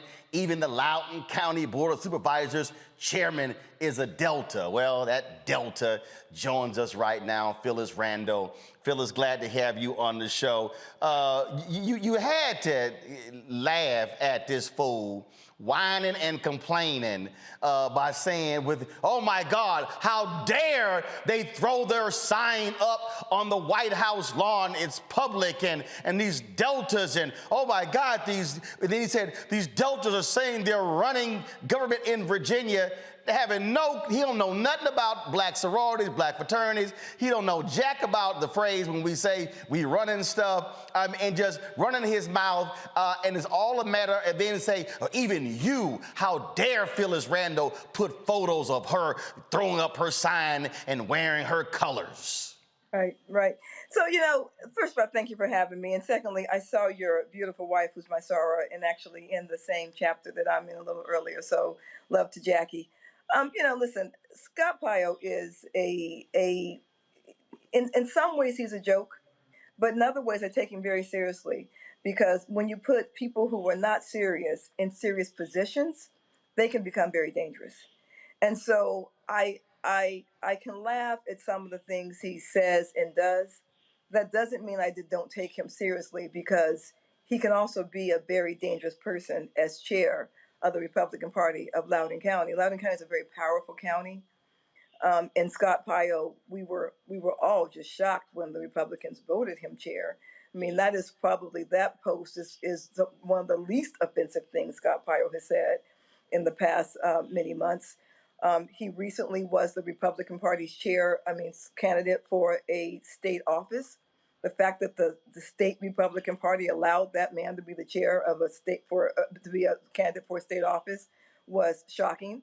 The fact that the Loudoun County Republican Committee has made him chair of their committee is disturbing. And so, although I laugh at some of the things he does, I do take it seriously, because he's in a serious position. And if you put somebody like that in a serious position, they're dangerous people. I think we all learned that when we elected the most non-serious person in the world to the highest office in the land. He was a very dangerous person in that office, and so I take him seriously. I don't ignore him. I laugh, but in laughing, I keep my eye on the prize. Of course. Absolutely. So after he was on, so he put out some tweets today. Y'all go ahead and put them up. Thanks for the time to chat and allow me to come on. I know you have to spin it to sell views, but I'd love to do coffee with you sometime. Since we both live in Loudoun, I'd love to chat one-on-one. Well, actually, Scott, I didn't spin anything. People saw and heard you exactly what you said. Was that another tweet he put up, y'all? Let them come on, Crossroad. Thank you. Had several nice chats today with some Deltas, both online and offline. They were very helpful in giving up their time. Some nice discussions to be had if we just break down barriers and start talking to each other. Thank you to those people who spent their time to talk. But here's the reality here, Phyllis. He was attacking you, and there were some things that he said that were absolutely wrong. And because, like, for instance, when he tried to mesh the two to say, this is what he said. He said that you hired the executive director of the Deltas who pleaded guilty to embezzlement. First off, this person was your chief of staff before becoming executive director, correct? She was, and she was convicted of the embezzlement. It had nothing to do with the county. She wasn't in my employ when that happened. She wasn't part of my employ when that happened. I knew nothing about it. In fact, I knew nothing about it until the morning she was going to go to court, and the president of our sorority called me and let me know that it was happening. So I had nothing to do with that at all, and they know that. No, right? But again, so again, timeline. And this is why people have to, I tell people all the time, why, yes, it is important to put these people on the front street to force them to ask questions. Even in the clip that we just played there, he said, Phyllis Randall hired the former executive director of the Deltas who's going to prison for embezzlement. She was chief of staff before, left you to become executive director. Goes to the Deltas, gets fired in 2019. A month later, they uncover the embezzlement, gets reported. She and her husband plead guilty in November of 2021. So he made it sound as if you hired her after all this happened. That's the lie. No, actually, before we knew, she actually worked for me, went to the Deltas, and came back and was with me for a short time before we found out any of this happened. And then she was actually with me when I found out this happened. She was back with me, and within 4 hours of me finding out that she was involved in anything, I walked her out of my office. So my office had absolutely nothing to do with it at all. But also this attack on other Deltas. One of our guests last night said this is an attack on black women. And so when he's attacking the state senator, Louise Lucas, with what she's saying, when he's attacking other folks, what he is doing is he doesn't like the fact that you have these black women who are in positions of power, which is why I said, hey man, if you clueless about Deltas, go find, there's some black Republican Deltas. Why don't you go find and talk to them? But this is a, and then to say, well, Louise said that she and Phyllis are fulfilling the mission of Delta Sigma Theta. He goes, what's their mission? That's why I was like, fool, go to the website, it's right there. And so these are folks who do not like the fact that we have black organizations that are involved in politics, in community, in culture, who care about what happens to our community, and we have just as much right to be with these issues as the League of Women Voters, as Conservative Women for America, as any of the rest of these groups out here. Any of the rest of those groups who, if invited, will go to the White House, will stand together, will take a picture, will be proud to be there. All those same things would happen. It's not about any of those things. It's not about the fact that there were women at the White House. It's not about the fact that there were women at the White House throwing up a sign. It's not about any of that. It's who they were. That is the issue. It's who they were. And, the funny thing is, as an elected official, as a public servant, I have never even one time said something like Deltas are running the county or Deltas are running things. Listen, the truth is, I'm an elected official. The people who run things are the citizens of my county. I'm working for them. I am a public servant for them. So there was almost nothing that came out of his mouth last night was truth, and he knows that. But throughout the day, people have called me and they said, "Why have you responded to Scott Pio? Leave him alone. He's an ignorant man. He's a silly man." No, I disagree with those people. I disagree. You do not allow people to say stuff, and because silence, people go, "Oh, must be true." People fill in the void with what they hear, and if a lie is repeated enough times and it is not answered and it is not responded to, people assume that that lie must be the truth. You know, and again, this is not the worst thing that Scott Pyle has ever said. It's just not. I mean, offensive, yes, but was I surprised by that? No, he's Scott Pyle. He's the one that said, you know, that he's the one that talked in one of his tweets that he sent out one time when I talked about the fact that there was some misinformation put out in textbooks about what it was to be an enslaved person. And enslaved people were happy that they could own guns, that they had family units. And I put out how incorrect that information was. And he comes on my page and says, tell me where that's incorrect. I don't see where that's historically wrong. He's the one that who asked the question, if we take all the boats out of the water, would the sea levels go down? He's the one that asked the question, why do we have a Women's History Month? Why can't men have a Men's History Month and wear all white? This is who Scott Pyle is, right? But the problem is, this is who Scott Pyle has always been when the Republican Party of Loudoun County voted for him to be the chair of their committee. So now they gave an unserious man a serious position. And that is what I'm responding to, the position, not the man. Absolutely. Reese, question, Phyllis? First of all, Reese, it is amazing to see you, and your baby is beautiful. Oh, thank you. All the time. Well, you know, I just want to talk about the safety aspect of this because, you know, Howard, I believe yesterday, the Delta marker was vandalized as well as other sororities and fraternities, if I'm not mistaken. Yep, And, yeah, you Howard know, University, yep. Right. And then when you start talking about secret societies, it just gives me the call back to QAnon, and we know how people respond to those things. So can you just talk about the implications beyond obviously the threat that this is really serving as a pretext to attack Black women, but also the seriousness as you're referring to when people try to assign a sinister motive to an organization like Delta Sigma Theta? Right. And that really is his underlying motive. I mean, I believe that Scott Pyle's an ignorant man, but he's not a stupid man, right? He knows what he knows what, and so he is trying to say that he started off saying that we are skull and crossbones. So he's trying to make it a fear factor, and then he connected us to all the boogeyman names right now. Connected us to equity, connected us to CRT, connected us to all the names that are scaring people for no good reasons except they need to be scared of something right now, right? And so you're right. In doing that, he's trying to say that we are doing something secret and scary, and then the next thing will always be, they're going to damage your children, they're going to do something like that. So it is again, there's an underlying goal to what he's trying to do, which is why you can't leave that goal unanswered. And you were right, I did see that this morning, that there was vandalism on Harrods campus, of the Delta Tree and other places, and I thought about that. I thought about that because, if you're in my position, if you're the elected chair of a county, and when I was elected, I became the first person of color to be an elected chair in Virginia's history. And the threats just start pouring in the next day. I mean, like literally the next day.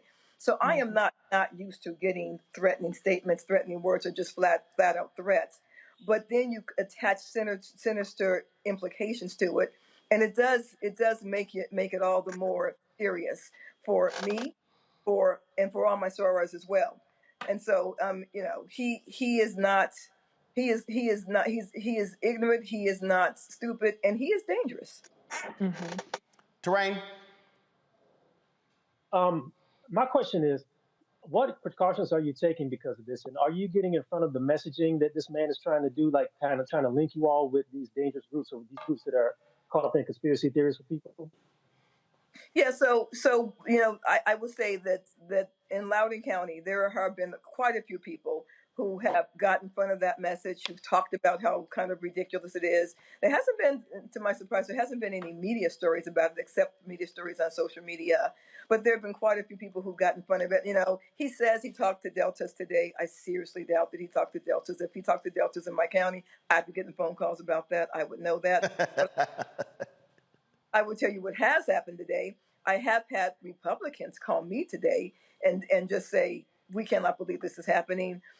We did, some people said I didn't vote for him to be chair of the committee. So that has happened today. So there are people who are realizing how dangerous this man can actually be. Now, he just was elected chair of their committee, and I believe it's a 2-year term, so he'll be there for a while. But I do think that the best disinfected is sunlight. And so what I'm trying to do on my social media here, and Roland, I appreciate you very much, is putting sunlight on that, because you cannot let this stuff fester in the dark. You just can't. You're right. That's exactly how we got Trump, because a whole bunch of folks in mainstream media played footsie with Donald Trump, and I called him out at CNN. And didn't take him seriously. Oh, They yeah. thought, Yeah, I just understand, before I go to Greg, when I was at CNN, I called out Donald Trump on the air, and I said, anytime I said, why we keep calling this man? I said, we should run a crawl at the bottom that says, this is for entertainment purposes only. Ken Jouts, the executive vice president of CNN, who is still the executive vice president at CNN, sent me an email, said, do not criticize Donald Trump. He's coming on our air. And I criticized his ass that night. absolutely. My deal is like, I got other jobs. I'm good. Greg, your question, Phyllis Randall. Thank you, Roland. And thank you, Chair Randall. If Scott Pyle wanted to have his head explode looking at the power of black sororities and fraternities, and maybe he would have been able to peek into a room like I've been able to peek into when I've been one of the many who've been honored to do workshops with Delta, when you all have Deltas on the Hill. If he ever walked into Washington Hilton and seen that room, he probably melt and drain into the men's room. but I raised this in particular when I think about Ajwa Batwe Oswald, my sister, of course, your soror, who's over in equity, the first cabinet level position to have an equity person in a cabinet level position because, again, of your former national president, who was over there, the head of HUD. And Scott Pyle don't know what he's talking about. He should, if he knew what he was talking about, he better back up off of Delta. I know that much. But I guess I want to ask you, really, and you began to say this at the beginning, this strategy they have. I know Scott Pyle has talked about taking over school boards and the board of supervisors.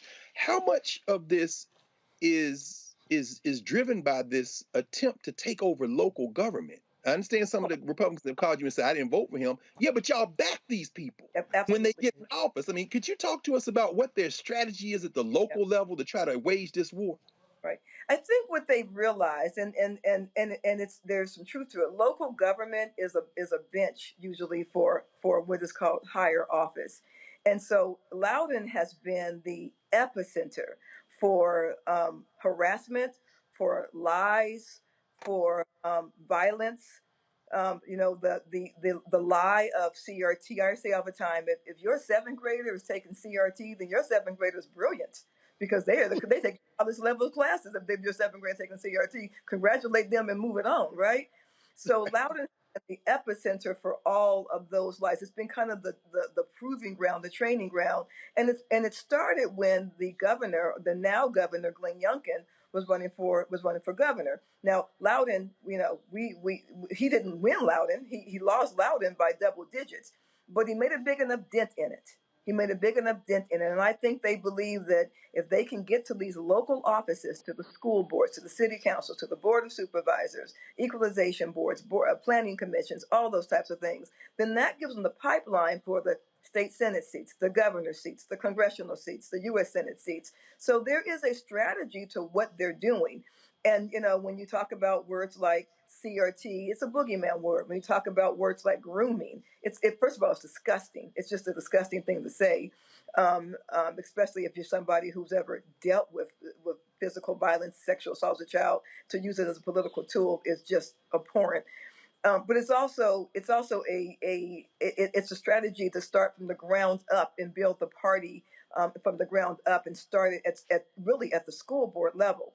And so we need to be aware of what they're doing and why they're doing it.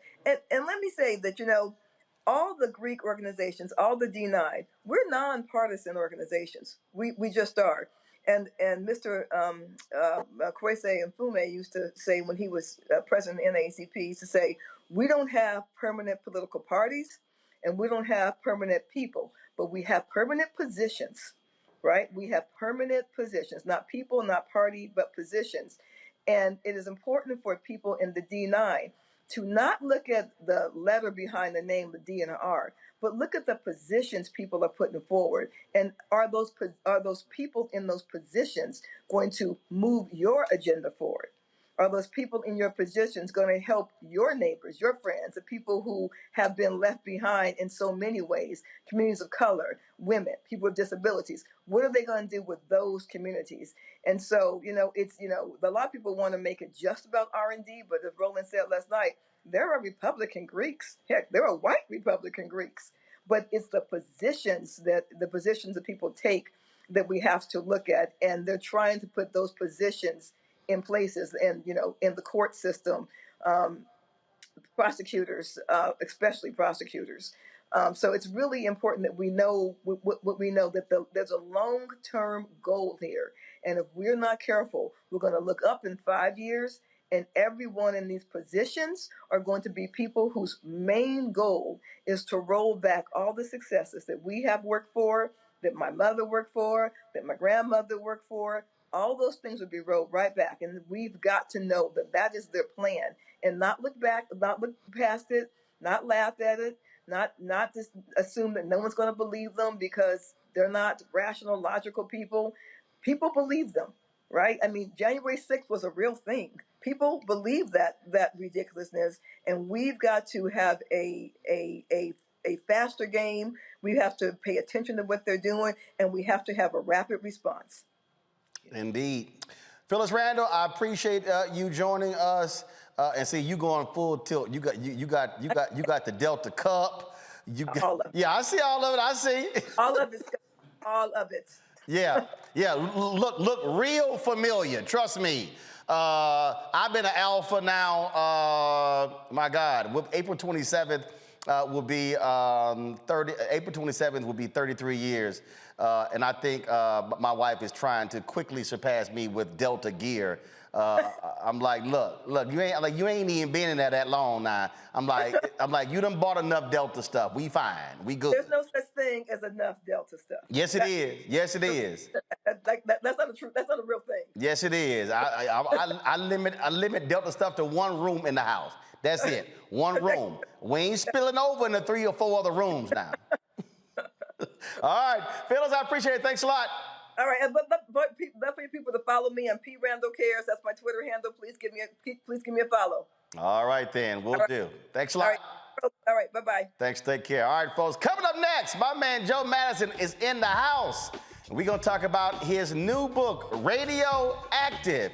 He been pissing white folks off for decades. We're gonna talk about that and some other stuff right here on Roland Martin Unfiltered on the Black Star Network.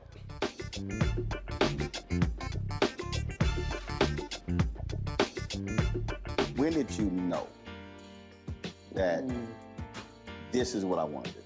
I think right after high school, because in high school I was in all the plays. Well, I was always funny, but I didn't know nobody would pay me for it, you know? And then I saw Eddie Murphy. This was like '84 when I saw Eddie Murphy. Eddie Murphy was the hottest thing in the whole wide world, not just comedy, but anywhere. He saved Saturday Night Live. If he hadn't started that show would be gone. He had done 48 Hours, Trading Places, his first Beverly Hills Cop, could wear the hell out of a red leather suit, and he wasn't but 23 years old. He was rich enough to pee cream, and he got all that telling jokes. I said, shit, I've been funny my whole life. I didn't know people give you money like that, so I went and got some Red Fox albums. I went down to my mama's basement where I was living anyway, and I stood in that mirror and played them albums and them jokes until I could tell them like they was mad. Wow. And that started me doing jokes, and then I went and did comedy in the street. I was standing on State Street, tell jokes and pass my hat, and white folks would come up and just hand me money, and I liked it.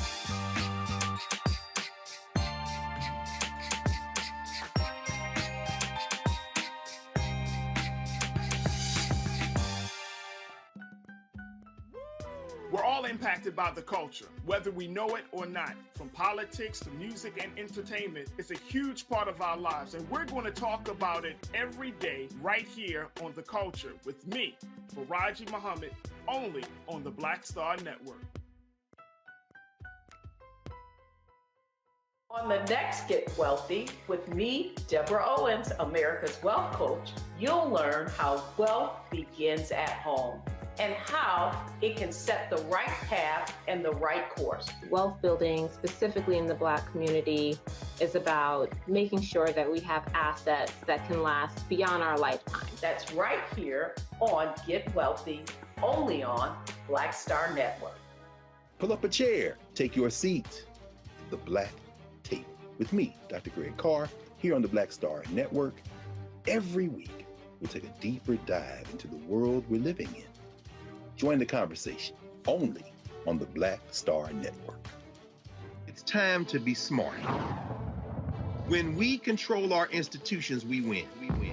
This is the most important news show on television of any racial background. Y'all put $2, $3, $4, $5, $10, $15, $20, $30 on this and keep this going. What you've done, Roland, since this crisis came out in full bloom. Anybody watching this, tell your friends, go back and look at the last 2 weeks, especially of Roland Martin Unfiltered. I mean, hell, go back and look at the last 2 days. You've had sitting United States senators today, Klobuchar and Harris. Whatever you have that you can bring to Roland Martin Unfiltered to support it, please do, because this information may literally save your life. Watch Roland Martin Unfiltered daily at 6 p.m. Eastern on YouTube, Facebook, or Periscope, or go to RolandMartinUnfiltered.com. Support the Roland Martin Unfiltered Daily Digital Show by going to RolandMartinUnfiltered.com. Our goal is to get 20,000 of our fans contributing $50 each for the whole year. You can make this possible. RolandMartinUnfiltered.com. Black Star Network is here. I'm real revolutionary right now. Support this man, Black Media. He makes sure that our stories are told. Thank you for being the voice of Black America, Roland. Stay black. I love y'all. All momentum we have now, we have to keep this going. The video looks phenomenal. See, there's a difference between Black Star Network and Black-owned media and something like CNN. You can't be Black-owned media and be scared. It's time to be smart. Bring your eyeballs home. You dig?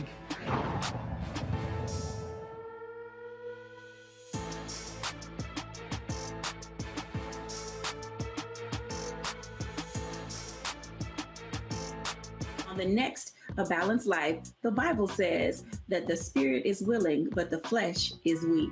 After 2 years of hunkering down, we can all relate to that. Spring, sun, and fun. We may be ready to get out there, but our bodies may not be ready to party. On the next A Balanced Life, we're going to get our mind, body, and spirit on the same page. That's A Balanced Life with Dr. Jackie here on the Black Star Network. This is Judge Mathis. What's going on, everybody? It's your boy Mac Wiles, and you are watching Roland Martin.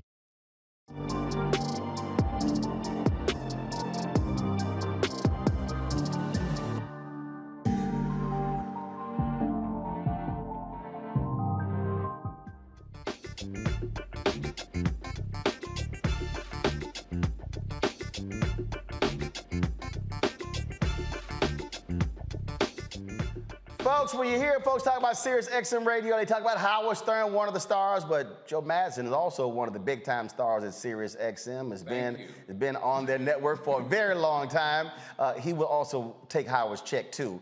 Of course, for a long time, folks in D.C. heard him on WOL radio. He, of course, has been on the front lines of so many issues, not just in the United States, fighting for Sudan. A longtime friend of Dick Gregory. He was with NAACP board member. Talks about all of this stuff, his life in his book, Radioactive. The subtitle, A Memoir of Advocacy in Action on the Air and in the Streets. And Joe is one of them black people who's a member of the Bring the Funk fan club who put the money right in my hand. I tell a story. Whoa, hold on a second. No. Hold on. This is real, too. There you go. So Joe, that's my annual due. Joe gives an annual $100. I did an interview, Joe. Yeah. And I think it was with Cafe Mocha. And I had them crying. I said, y'all don't know what it's like when you travel around the country and you're in Tulsa, whatever, and somebody, and like you're on the air, and somebody black just walk up and they just go. Look, can I tell you a story? And they squeeze your hand and they go. And walk off. Can I tell you a story? It's in the book. I started a cuss jar because I heard Howard Stern cuss a woman out. So I went to the president of Sirius XM and I said, can I do what Howard Stern does? He says, well, I've heard you slip up every now and then, and it's organic. And he said, but sure. I said, now, whoa, wait a minute. Howard's a 6'5" white guy that you guys are paying $500 million to or more. And if I cuss out some white woman or white man, will you have my back? And he said, yeah.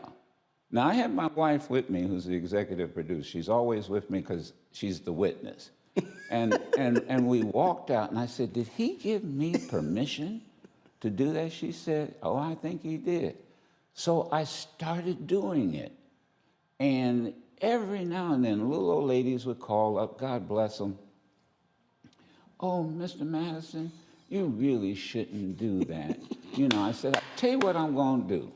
I'm going to put $1 in, I first called it a swear jar. But then George Wallace said, black folks don't swear, they cuss. We cuss. And so I changed it to a cuss jar. Now, this goes back to what you said about palming. Right. I'm at Morehouse. We're doing a voter registration, get out the vote drive. Afterward, we're taking selfies. Right.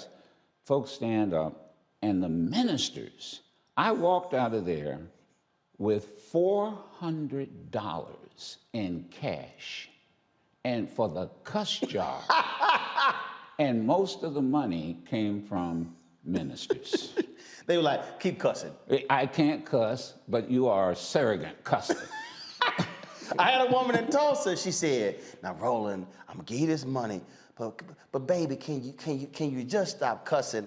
I said, look, I know how you feel. No. I said, but sometimes, I said, look, some stuff got to be said. Look, the show is called Unfiltered. I said, I got to keep it real. Well, and the reality, if you're going to let Howard Stern do it, then, you're talking about equity.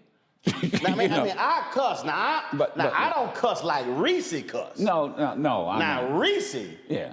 Reese cuss. Oh, is that right? But see, and every now and then I have to invoke Jackson, man. Samuel. But look, people. Is two. Who? Before I met Reese, there were two people who I thought. First of all, I thought before I met Jennifer Lewis, Sam Jackson was the absolute king of motherfucker. But when I met Jennifer Lewis, she became the queen of motherfucker. But Reese is the princess of Reese. Okay, this is how I got to know Reese. Reese would do these videos on Twitter. Right. Joe, I'm talking about, she uses more cuss words in 2 minutes than a whole lot of people, but she killing it now. She killing it. And so I said, man, I got to put her on the air. So Joe, she comes on the air, and so she's sitting on the air, and so she's talking. I'm like, that ain't why I called your ass. I'm like, so after about 3 or 4 appearances, I said, look, I need you to do you. I said, I ain't invite your ass here to be somebody else. The person do them videos, ever since then, oh, Lord. What my girls say, let your freak flag fly, let your cuss flag fly. Well, it goes back again. In the book, I have a chapter about success. And there was 3 things that I was told. Be original, be authentic, and then be daring. And when you look at folks, and particularly in our business, what you're doing, for example, nobody does this. It's original. You're authentic. When you see Roland Martin, you get Roland Martin. Your guests are all authentic. That's really the formula of success. But I say this, Roland, one of the thing I wanted the book to do was to be in my voice. And that was one of the most difficult things I had with the editor and Dr. Canton, because they started writing it in their voice. And I always go back to what somebody said about Malcolm X and Al Taylor. Because Malcolm used to have to kind of shake up Alex Haley. That's not the way, that's not what I'm thinking about. So I wanted it to be in my voice. The other thing I wanted was people to understand that you use your platform And I always remember something else. There's a chapter in there that the late Professor Ron Walters said, and that was he gave a lecture, and a student asked, he chastised students about moments. You go in, you have a demonstration, you leave. Right. Go back to the campus, go back to wherever. You just had a moment. Right. What movement? It was a moment. It was a moment. And so one student said, well, Professor, what's the difference between a moment and a movement? And he said, sacrifice. All movements in human history require sacrifice. And sometimes that's what you do. I had to sacrifice a job. I tell this story in Philadelphia. My first full-time talk show, I moved from Detroit. That was my political base. Children were born. I moved everybody to Philadelphia.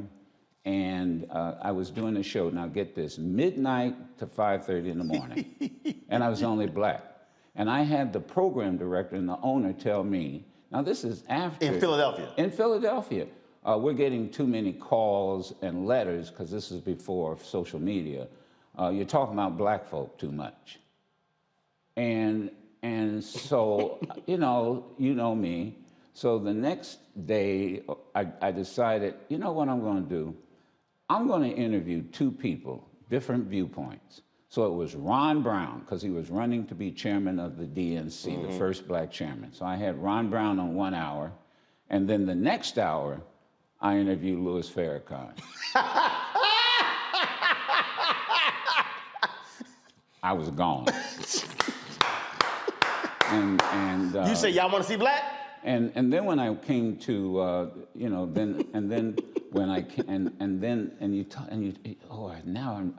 and all of this is in the book. So I'm doing a TV that Geraldo was. This is when the first beginning of talk radio. Right.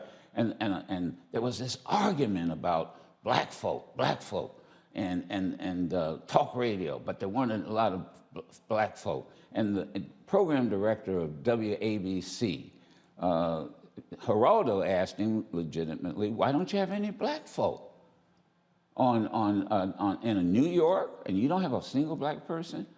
And he said, oh, well, we have to think about it. And then somebody spoke up and said, well, you do have a black person. And I can't remember the man's name now. And he said, oh, well, we don't think of him as black. And that debate is what sort of got me into Washington. And because the program director said, well, if they don't want you in Philly, we want you in Washington. But I did say this. I'm not going here and replacing another black. See, they have one black person. And I said, so if you're going to hire me and fire her, then I don't want the job, because I'm not going to play that game. Right. It's about sacrifice. And then take your platform, and you do this all the time. Go to a war zone in Sudan. I swear I asked, and Geraldo can be upset if he wants to. I've been in that war, South Sudan, had gone back and forth at least 6 times. I kept asking people who had more resources than I had, come with me. I mean, he asked me, well, can we get in and out of South Sudan in a day? What hotel are we going to stay in? Excuse me, we're sleeping in the bush. It's a war going on. Yeah. He just walked away. He just walked away. And I think at the time he was with ABC. And then I've had some brothers who I've asked to go with me, and they would say, well, there's a war going on. You don't see the folks at CNN. Everybody's clamoring to get over there because there's a war going on. And the other final thing I wanted people to understand in the book was people tend to look at us as we are now. Right. They see you. They say, oh, man, he's got a nice suit on. Brother, I was not born with this suit on. Right. I always say, no. Everybody want to talk about Bishop T.D. Jakes today. They don't want to talk about when he was digging ditches in West Virginia. Or when I was 10 years old, my grandfather hauled trash. That's how he made a living. Separated metals, paper, and I worked with him In those days, they called it a dump. Today, it's a landfill. And that's how I spent my summers. That's how I made my money in my summer. So in the book, I talk about going from working, and my grandfather saying to me, "You don't like this, do you?" "What is there to like?" "No, hell no, I don't like this." And he said, "Well, then you got two choices.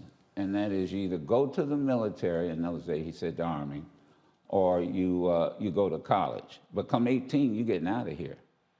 And I always, and I didn't talk about in the book that I go from working in a dump to interviewing the first black president of the United States in the Oval Office.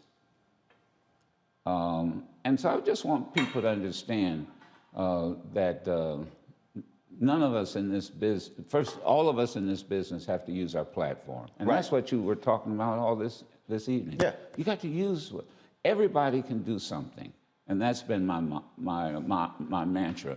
No matter who you are, everybody can do something. I can't do what you do. This place is, I mean, I wish people could see where I am. This is magnificent. Man, you ought to be renting this out to all kind of folks. But everybody... That's on the list. But everybody can do something. The thing that, you talked about being talk radio.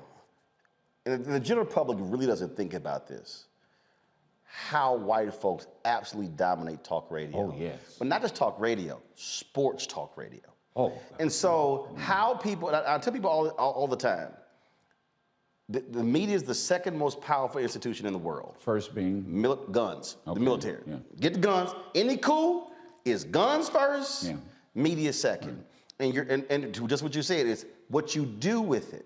So you've seen other folks and how they frame stories and how they've talked about stories and how they've talked about individuals. The white loud Republican, how he dogging Phyllis Randall. No, we're gonna have Phyllis on. And again, it's framing. And I tell people all the time, you cannot ignore the reality of how powerful media is in shaping the hearts and minds of the public. That's right. And the other thing I always talk about, and that is, and this is what makes your show so fascinating and popular. You hear me say, put it where the goats can get it. Yeah, I tell people that all around the country. I said, as Joe Madison says, put it where the goats can get it. That is, I came, and I'm kind of intimidated with all these distinguished professors. I mean, I am absolutely, especially my man from Howard. Look at Greg. I am. But let me tell you, I came back from college, and I believe it was a Thanksgiving dinner. My grandfather, Clarksdale, Mississippi, no more than a 6th grade education. Wasn't because he was dumb.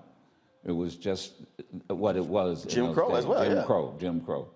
And I'm trying to wax eloquently about this philosophy teacher and da-da. My grandfather looked, he said, "Joseph, why don't you put it where the goats can get it?" And I said, what the hell is he talking about? It's an old country saying, goats eat down to the root.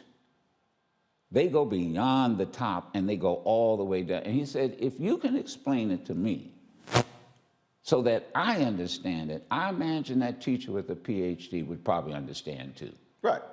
And this is what irritates me about all of these talking heads that you see on news shows, is I just wish they would just somebody used to say, explain to me like I'm in the second grade. It's real basic. Just basic. I mean, we used to always cross paths during Loudoun's show when he was sane.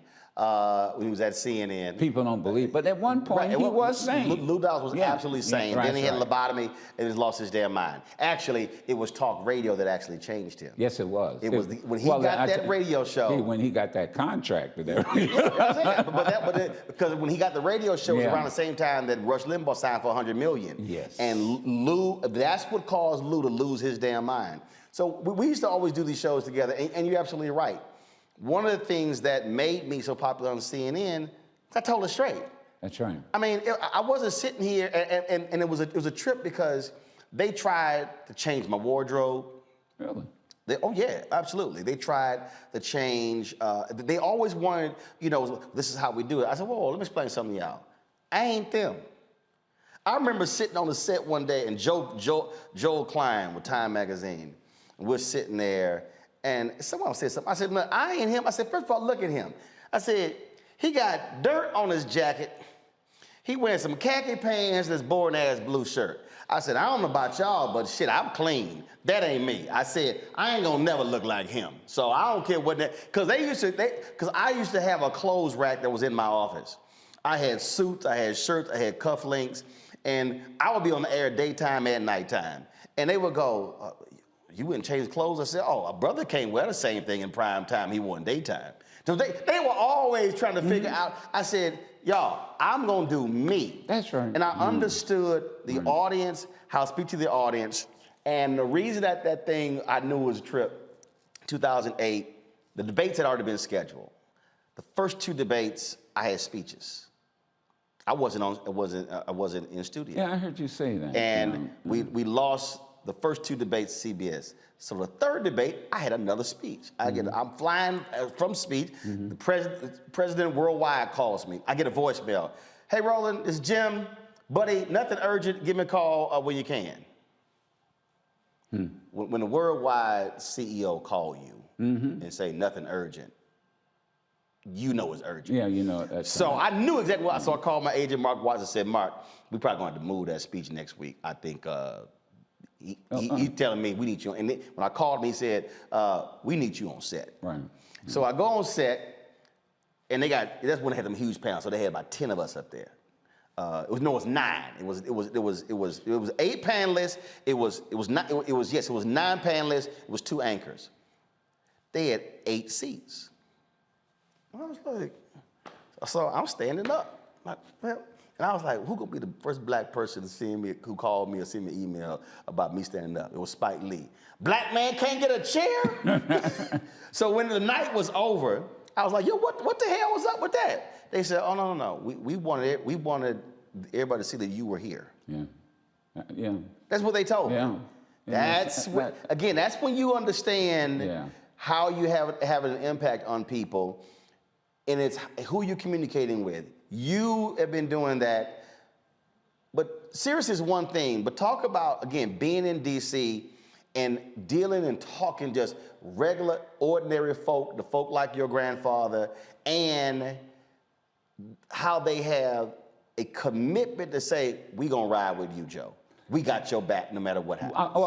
I think you get to a certain point where they just can't deny you. Look, they know you're professional. And I think there's the other issue. I'll say this. They know you'll walk out the door. I mean, I will walk out the door. Can I add something, though? Not to get off that point. You were talking about Jackie Robinson. I think the piece you did was superb. I wanted to remind everybody that this summer, Rachel Robinson is going to be 100 years old. Indeed. And if you're going to talk about Jackie Robinson, you got to talk about Rachel Robinson. And I'll say this may tick a lot of people off. I said it yesterday at George Washington University. They have a Jackie Robinson project that they won't fund. The university won't fund it. They have to raise their own money. And I said yesterday, maybe if Will Smith had just stopped and paused for a moment and thought about Jackie Robinson and what was said to Rachel in those stands. They called her everything but a child of God. And I said, and he had a bat in his hand. And maybe he just should have thought about Jackie Robinson and what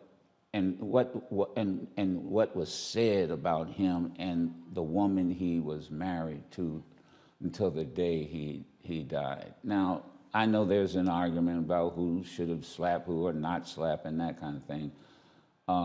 And I personally also think that there ought to be curriculum in every college about Jackie Robinson's legacy, because it was more than just baseball. Oh, absolutely.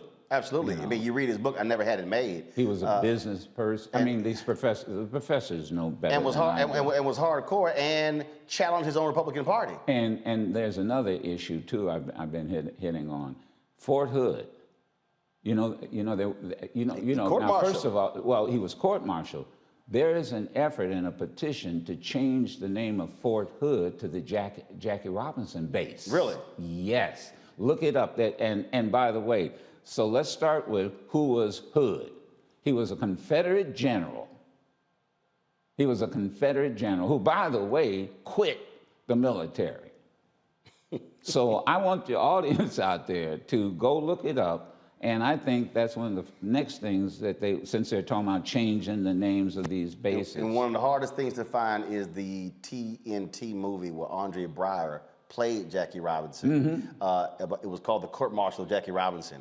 You cannot find that anywhere. Yeah. I remember watching it, it may be still on VHS tape, but not even on DVD. I got some other questions. I'm gonna bring in the panelists in now, so they can ask. You didn't tell me. Now I got to take. I got to take an exam from you. Yeah, you do. So I ain't gonna go to the professor first, because we gonna ease into it. So the cusser, the chief cusser on Rolling Unfiltered, who's also a contributor on Sirius XM, the Clay Kane Show, Reese Colbert. Reese, your question for Joe Madison. Thank you for that wonderful introduction and dubbing me the princess of cussing. Joe Madison, it's such an honor to be in company with you on this show. So thank you for blessing us with so many gems. A question that I have for you is, now I feel like news in our society and our attention span moves so fast.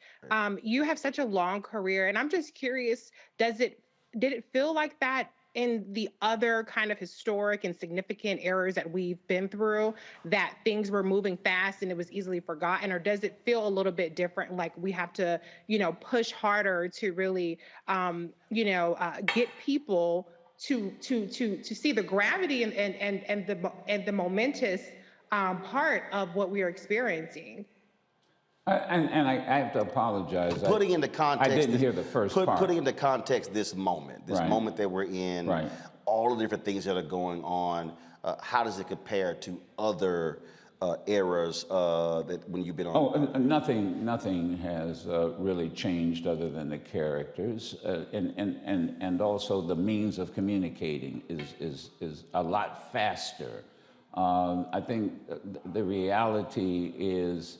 War is war. Inflation is inflation. Black folk have always had to survive, as Roland and all of you were explaining the first part of the show.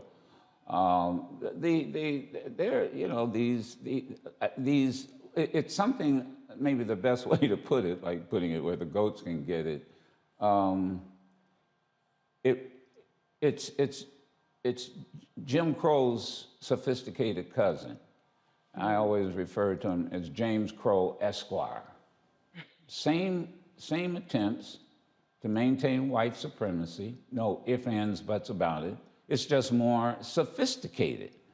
And they've learned a few tricks. But the reality is that it's just sophisticated. And we have to do more reading, we have to do more researching, and I also say this, it's, again, in the book Radioactive, it's cultural conditioning. Now, what do I mean by cultural conditioning? And you've been saying this all evening long.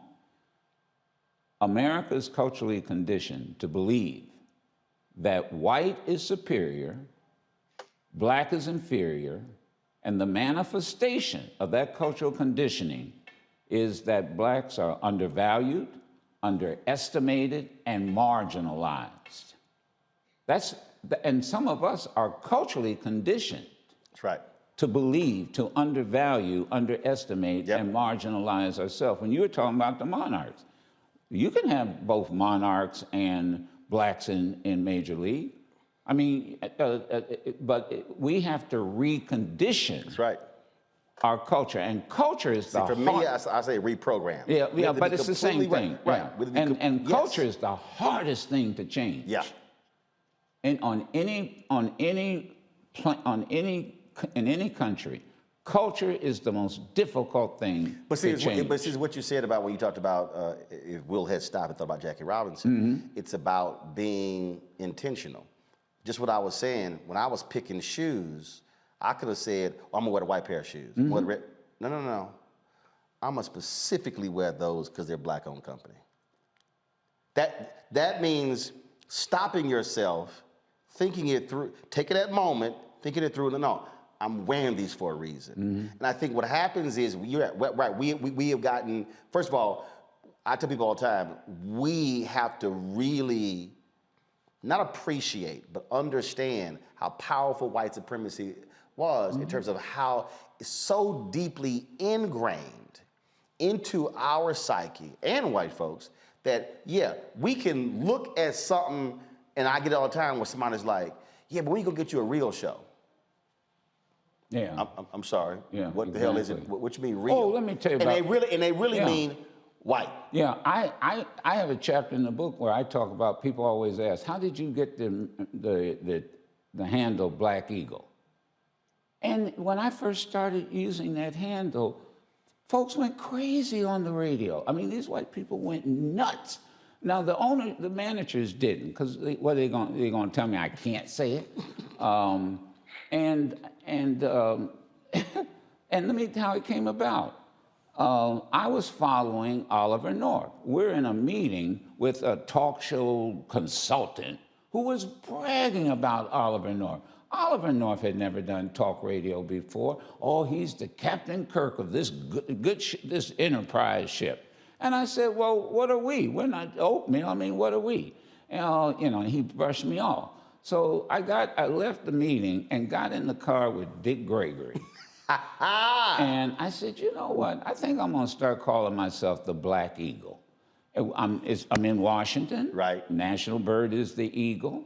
And I said, but have you ever heard of a Black Eagle? He said, no, but I think tomorrow morning we're going to be hearing about it.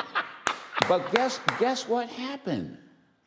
I find then God is fate. I'm looking at National Geographic, and they do a special on eagles.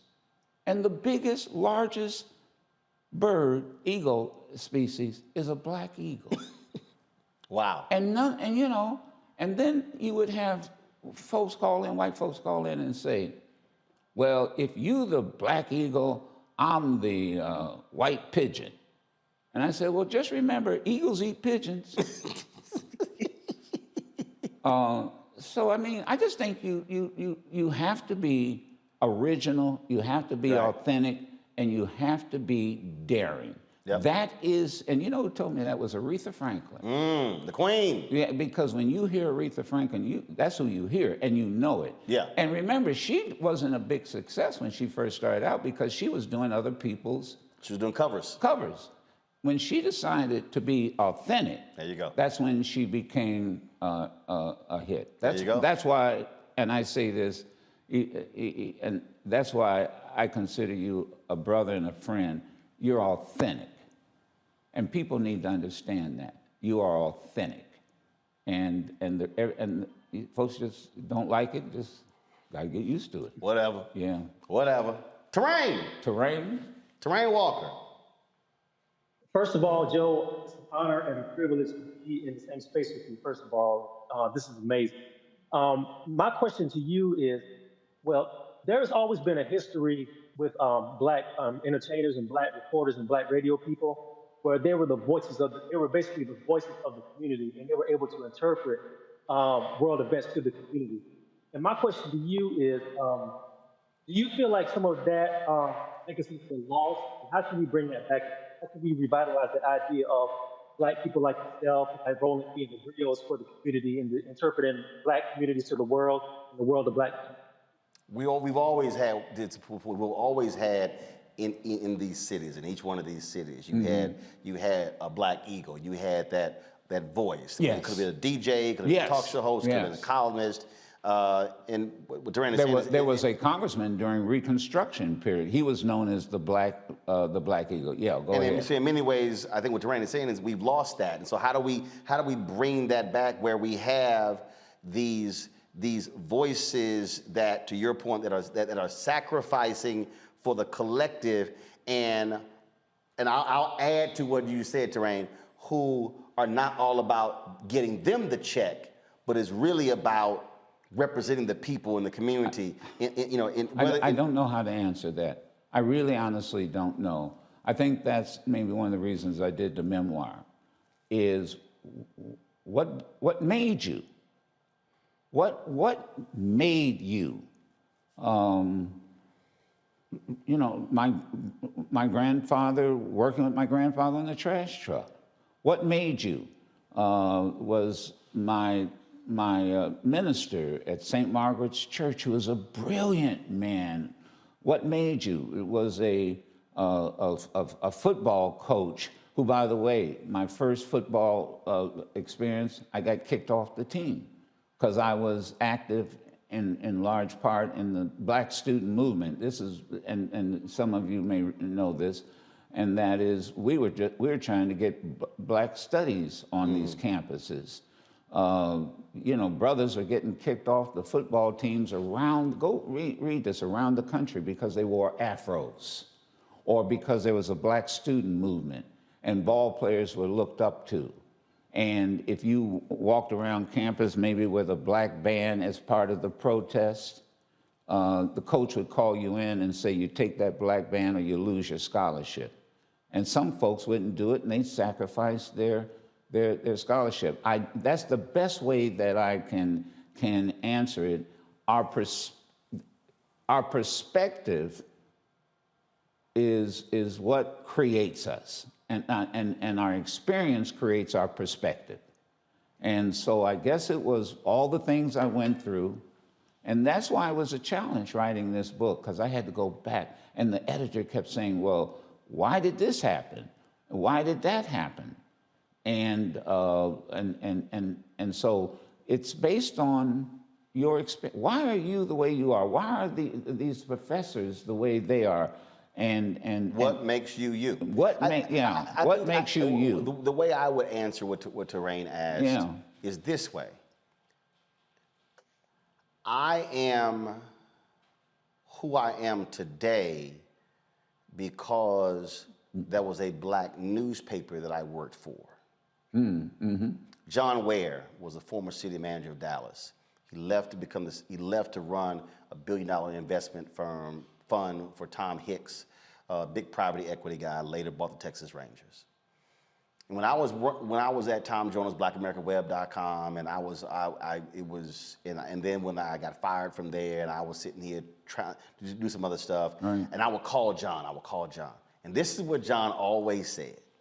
He said, Roland, it doesn't matter, just get a platform that you control. So the way we do that, Terrain, we have to create the platforms. So when I launched this show, it was never going to only be me. The moment I launched, I said, I'm gonna be the tent pole, I'm gonna be the axis. And so the people who I bring on, then that's gonna then create who stands out, create a show for them. So now Faraji has his daily show. Here was Faraji, a 25-year-old young brother from Baltimore coming on my TV One show. And I was like, all right, well, he got something. And then I created Faraji, we're gonna do this daily show. And so bring him on. And then Greg, Greg, I'm thinking about this here. And but there wasn't even a Black Star Network. And even before Greg was doing what he's doing with Karen Hunter, we were talking about, okay, we create this, but I got to build this first. And then my wife's show, and then what Deborah Owens is doing, and then there are 4 or 5 other shows. People been hitting me, Roland, what a Reese show. I'm like, calm down, y'all. Calm down. I got a plan. Everybody chill. But that's really it. If we don't build the ecosystem, Terrain, then you're not going to have the voices, because there has to be a place where who owns it gives you the freedom to develop your voice, Right. cultivate your voice, cultivate your rhythm, your tone, all those different things. That takes time, and you ain't gonna get it over there. It was Jonathan Rogers. Everybody, this is no disrespect. It was not Kathy Hughes. It was not Alfred Liggins. It was Jonathan Rogers, who was the founding CEO of TV One, who said, I'm going to put you on. America needs to hear your voice, but we got to get the network built first. Jonathan got the job and called me. He called Royal, his wife, first, called me. TV One wasn't even named, but he told me that, but I had to be patient. That's how I got developed. Same thing happened with the Sirius XM. I was on WOL, Radio 1, and satellite radio was created. They did not have a black talk platform. Did not have one. And Nate Davis, brilliant. He was president. And no one thought that satellite radio would take off. You remember that? Nate Davis, y'all black. And Nate Davis, brilliant, just as quiet. And he said, you know what? We need this channel. Because, you know, Sirius is like, I always look at it, it's like a bookstore. And if you don't like what's on channel 26 or 126, go over to another, you know, I forget how many channels there are. So it's like if you don't like this book in this section, then go to another section. And Nate Davis came to me and said, you know, we have got to have a platform like, and initially it was the Power. Now, they know how I feel about that. It should have stayed the Power.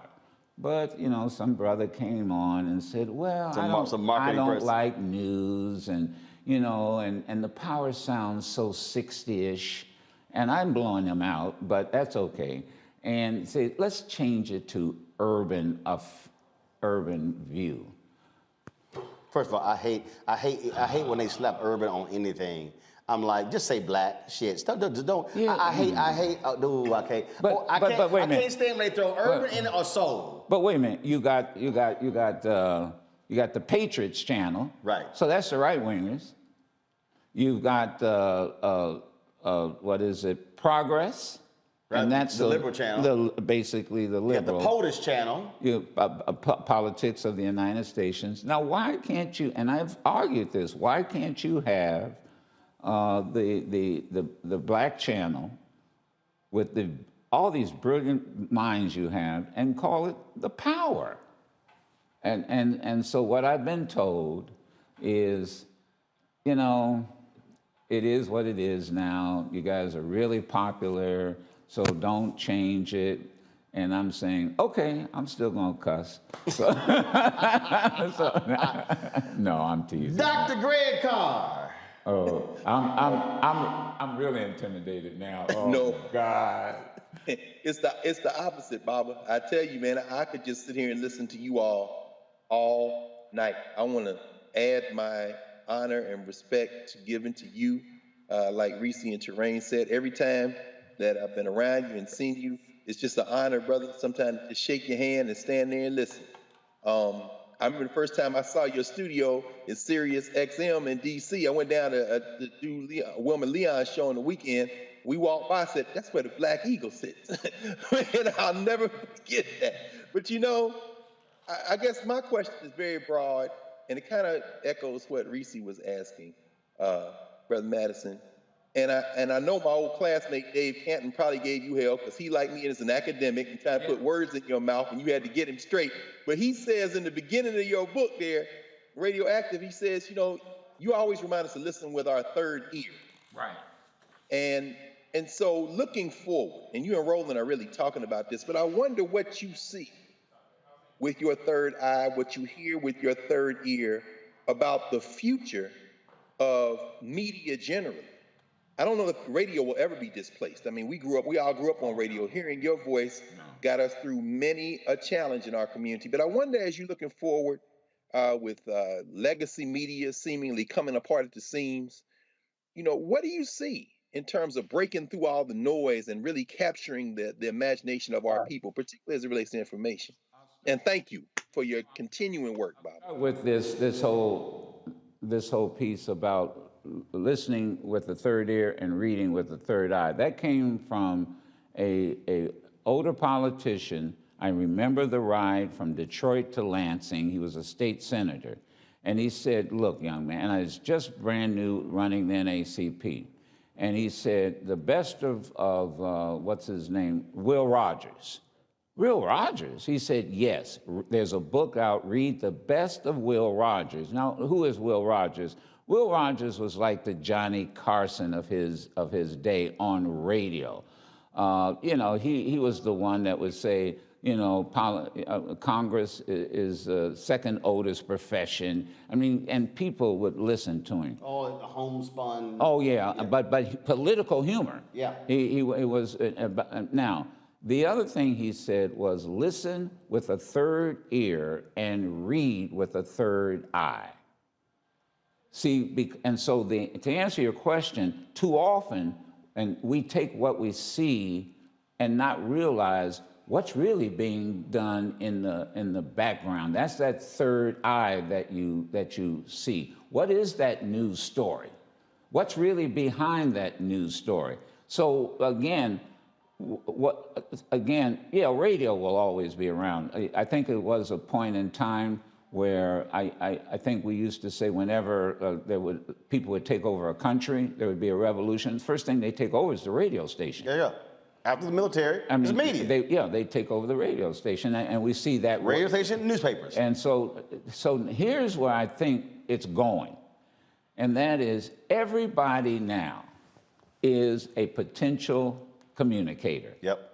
Right with this. Everybody now is and we're seeing it. Yep. Like the story out of Michigan, yep. Where that Grand Rapids.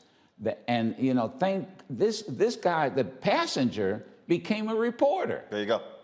He pulled that young girl in Minnesota. That's why I give lessons on the air saying, shoot horizontal, please, so it fills the whole screen up. Yeah. Don't shoot vertical. We get the black bars. I tell everybody, shoot video, shoot like this. Now the other thing is that. And I know folks like to criticize the younger generation, but I tell you, you know, I did my hunger strike, and folks thought it was crazy. Mm-hmm. But I knew what I was doing because Dick Gregory and I used to, and he taught me how to do it, and he taught me why you do it. You do it to get attention. Right. You get it to get the people. Now, we didn't get the legislation because we had 2 Democratic senators that just were traitors to our cause. But you know what we did? We woke up a younger generation. They now know what a filibuster rule is. They now know how Congress works. Young folk went on hunger strikes that you know you couldn't get them to pass a fast food place. They realized we have to make sacrifices. We woke up a generation. And Doctor, I will say this to you, and I say this with all due respect. Quit talking about passing the torch. Now, I'll tell you why. I'm not going to pass my torch. I'm going to hold on to my torch. I'll light your torch. Right. So because if I pass my torch on to you, I'm in the dark. Right. I'm in the dark. I use the relay example. You know, thank you. You run a relay. This is what I explain to people. But you got to keep running though. Right. First of all, right. You're running at the same time they're running. Right. When you stick it out, they have to reach back. And there's a point when both of you are holding the baton at the very same time, and then you got to let that baton go. And that generation has to run faster than we did. There you go. So what I tell folks, I've always hated that phrase too. Even when I was 20, 30, I hated that phrase because what it said to a lot of people is, oh, I'm just gonna sit here and do nothing. I wish all people get out of the way. We were on, I'll never forget, it was after Trayvon Martin, after the Zimmerman decision, he's found not guilty. And folks were just, they were shocked. I'll never forget that. I'll never forget the night. It was a Saturday night. Delta's had their national convention here. I was actually at their step show, and the thing that just circulated. And about 3 o'clock in the morning, probably about 800 people around the world who were on the phone. The next night, it was like 2,000 people who were on the phone. People just wanted to talk. It was interesting. They had no place to, they were like, they wanted to go to some place to convene. Mm-hmm. It basically turned to a talk show. Mm-hmm. But what was a trip is that, so a group of black folks 20, 30, 40s, started convening. And it was very interesting. And so we were on these calls. And one of the things, Joe, about really smart people, really smart people don't sometimes know how to slow down. So they're sitting here and they was like, we call for, do this and do that and this and this and the website, it was going on and on. And so Jeff Johnson and I, we chilling. Jeff goes, folks, I'm just curious. Who are we targeting? Who do we say we're speaking for? So Jeff and I, we started communicating on this deal. So that was this young lady who hit Jeff, and she was like, oh, you know, I'm tired of these old heads like rolling my, why is he on the call? Mm. And Jeff said, he said, let me ask you a question. You think he arrogant? He was like, and? He said, but who else on the call has a national platform? Yeah, exactly. He said, he the only one. Then he said, who else on this call, if we needed somebody to kick off what we were doing and put $10,000 on the table, who could do it and not blink? Yeah. He said him. He said, why in the hell would you not want that person at the table? Yeah. That's part of that whole thing with this folk fighting and who I don't want in the room. I'm like, hey, if you got something to contribute, we all can be. Everybody can do something. Everybody. Look, Rosa Parks lit my torch. In the book, we talk about her, we boycotted the city of Dearborn. Yes. And because an issue with a park. Dearborn is not the Dearborn you know now. Right. It was a sundown town, and a dusted sundown. And the black population was less than 1%. Some black folk, here's Dearborn, here's Detroit. You cross the street, you're in Dearborn. Some folks went over and went to a park shelter. People came in and said, well, you can't, this is Dearborn Park. You can't have this, it was a public park. You can't use this shelter. And lo and behold, we're reading, again, the newspaper. A good friend of mine, he worked at John Conyers' office. Rosa Parks worked there. And he said, we got to do something about this. This is a public park. So we got together and said, okay, fine. We'll boycott the city of Dearborn. So, you know, they had a huge regional mall. Black folks were spending their money. We did. And Rosa Parks said, I'll join you. Oh, okay. And so we decided, we took a lesson from Randall Robinson and the boycott, the boycott of the South African embassy. Mm-hmm. We did it the day before Thanksgiving. Why? Media. Why? You know why. Because Thanksgiving Day was going to be a slow news day. Mm-hmm. So Rosa Parks and Joe Madison gets arrested in Dearborn, calls for a boycott. 70%, it was instantaneous. It was spontaneous. People stopped shopping. What they call now Black Friday. Right. They stopped. Let me tell you who gave me more hell than anybody in Dearborn. The older black leadership. You did not get my permission to call a boycott. Because Henry Ford called all of the black leaders. Now Coleman Young was mayor, and there were some powerful black folk. I'm just a young 20-something NAACP executive. I don't know. I wasn't even with. I was on the political department at the time. Yeah, because I was with Ben Hooks. They called me into a meeting. This was a Saturday morning. They have eggs, bourbon, and you know, that one of those meetings, like a kitchen cabinet. And there were some powerful folks. There was a federal judge. There was a mayor. There was a labor leader. Man, these are older brothers. Right. And they said, you know, you remind me of myself when I was your age. But young man, this is Coleman Young, you got to you know, you didn't get my permission to call this boycott, and you got Henry Ford pissed off at me, and da-da-da-da-da-da. And I said, Mayor Young, with all due respect, I didn't think I needed your permission to call a boycott. And I have it in the book. He looked me in the eye and said, boy, you need my permission to fart in this city. But you know what? You can't stop it. Right. It's already happened. Too late. It's too late. You got to call it off. And they tried to pressure us to call it off. It was too late. And the lesson I learned was boycotts are successful one of two ways. And Ben Hooks taught me this. They're either spontaneous or they're well planned. There you go. And he told this group of folks who wanted me out of the city, we know it wasn't well planned because y'all didn't help him. And he pulled me out of one of these meetings and said, no, he's not, because they said, get him out of town. And he said, he's not going anywhere. Come on. He stood me up and said, come on, we're leaving. This is, and by the way, this is what young people need to understand. It's never been kumbaya. Never.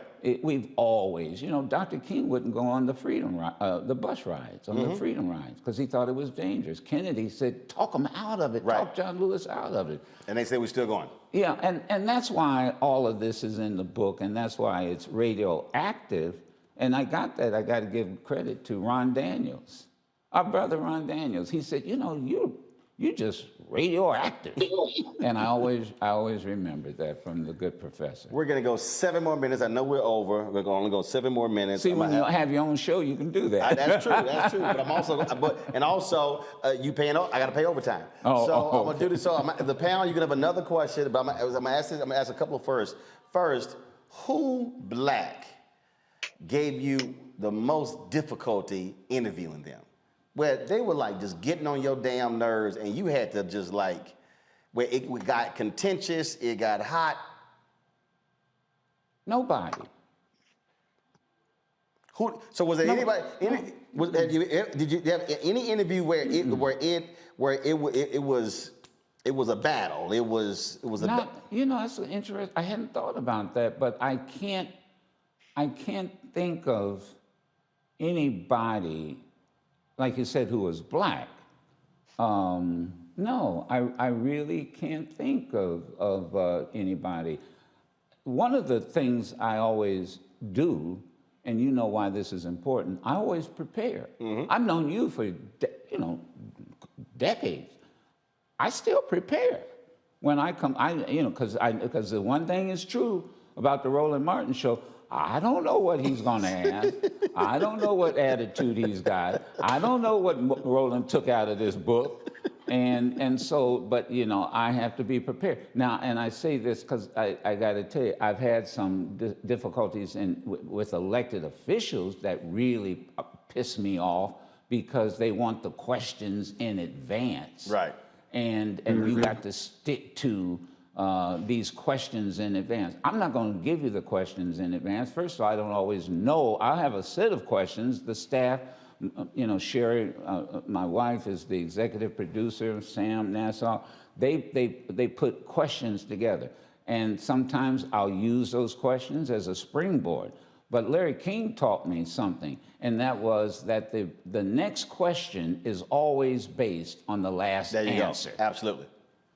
And that's and I'm not a journalist. I use journalistic techniques. Right. But I'm not a journalist, so I always tell elected officials, especially, don't treat me like I'm with CNN or.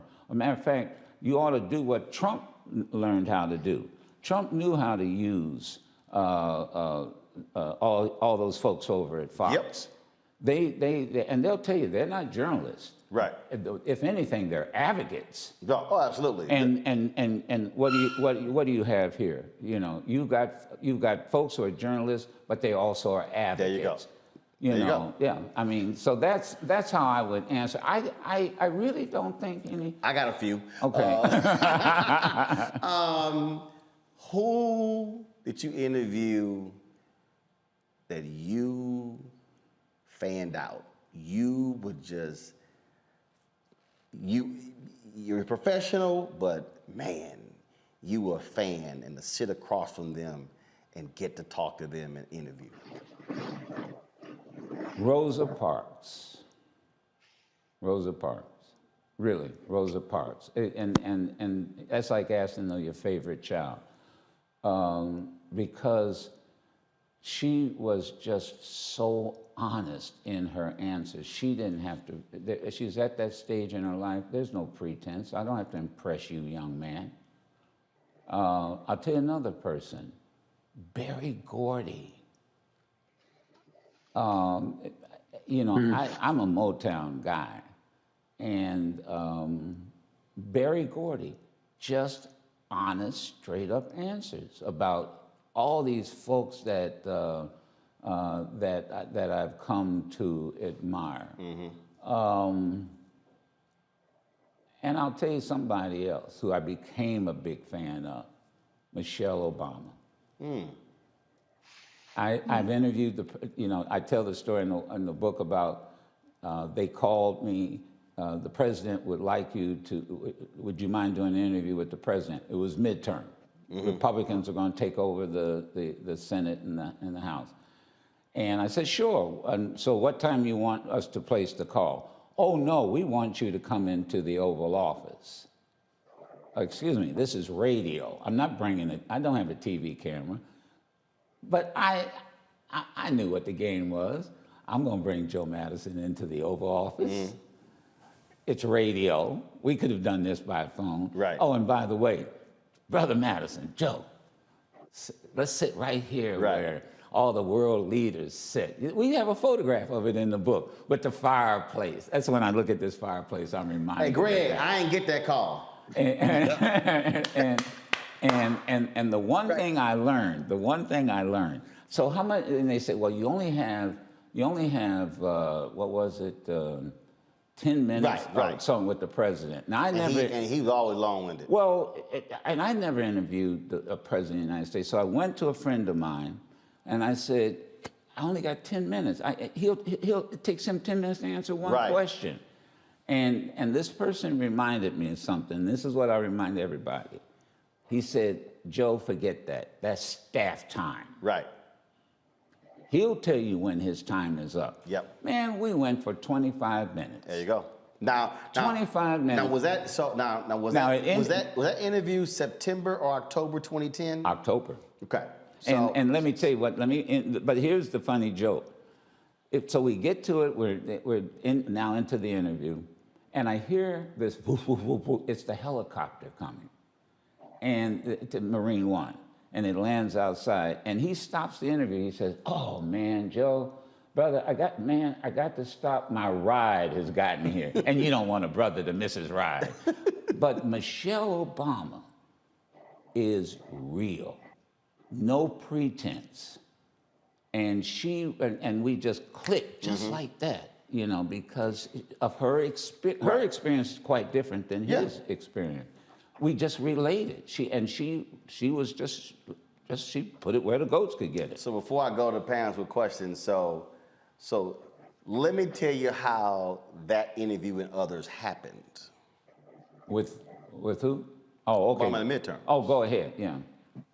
So Obama gets sworn in January 2009. Right. He's on the Tom Joyner Morning Show the day before the inauguration. Okay? So we go through all of 2009. He does no black media. Oh, yeah, I remember that. So we get to 2010.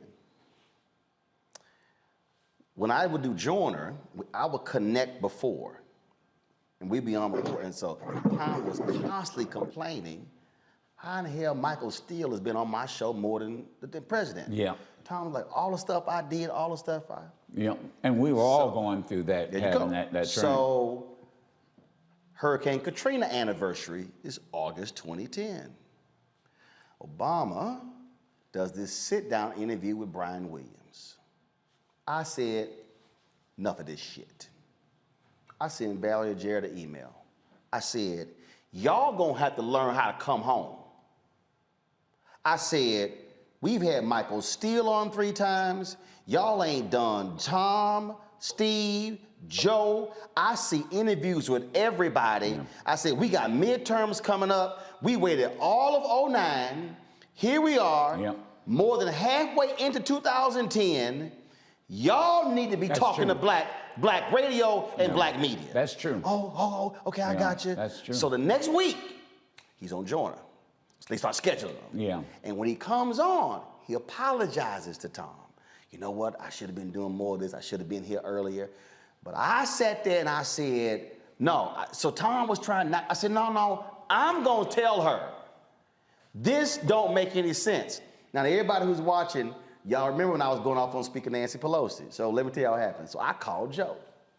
What y'all don't realize, y'all understand how we work. It's like passing the ball, who gets an assist. Yeah, that's right. Y'all don't understand. like we did in the Senate meeting with the Democratic leadership 2 weeks ago. So I'm telling Joe about how I'm blasting Pelosi every day. Joe's like, shit, hell, they ain't done my show. Joe, I've been asking for years, I see it. So we going, he said, I'm gonna support you. So the next day, Joe goes on the show, says what I'm doing. Well, Pelosi's people were listening. Phone rings. She was on what, 48 hours later? Yeah. Joe called me, hey, Ro, she gonna be on the show in 2 days. And I was like, good. She did April Ryan. April came, she's like, bro, I gotta thank you for that. I said, here's my whole deal. I said, I still ain't got the interview. I said, but Joe got her, April got her. I said, but that's the whole point. It's not about your ego. It's, yo, I'ma help you. I'ma help you. Right. We all in this thing together. We all gotta apply that pressure to them and say, don't play us small. And why is that the case? Because we have basically the same audience and the same responsibility to educate our audience.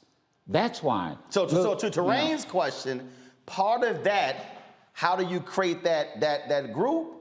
Is you got to have folks who are willing to pass the ball to each other, which is why we talk, which is why we compare notes, which is why if I ain't get, Joe, are you getting this here? No, hell no, they ain't coming on. Okay, cool. When I go in, I'm going to say, y'all got to do me and y'all got to do Joe. That's the thing that people don't understand. Yeah. Most people don't understand the conversations that we have before the meeting.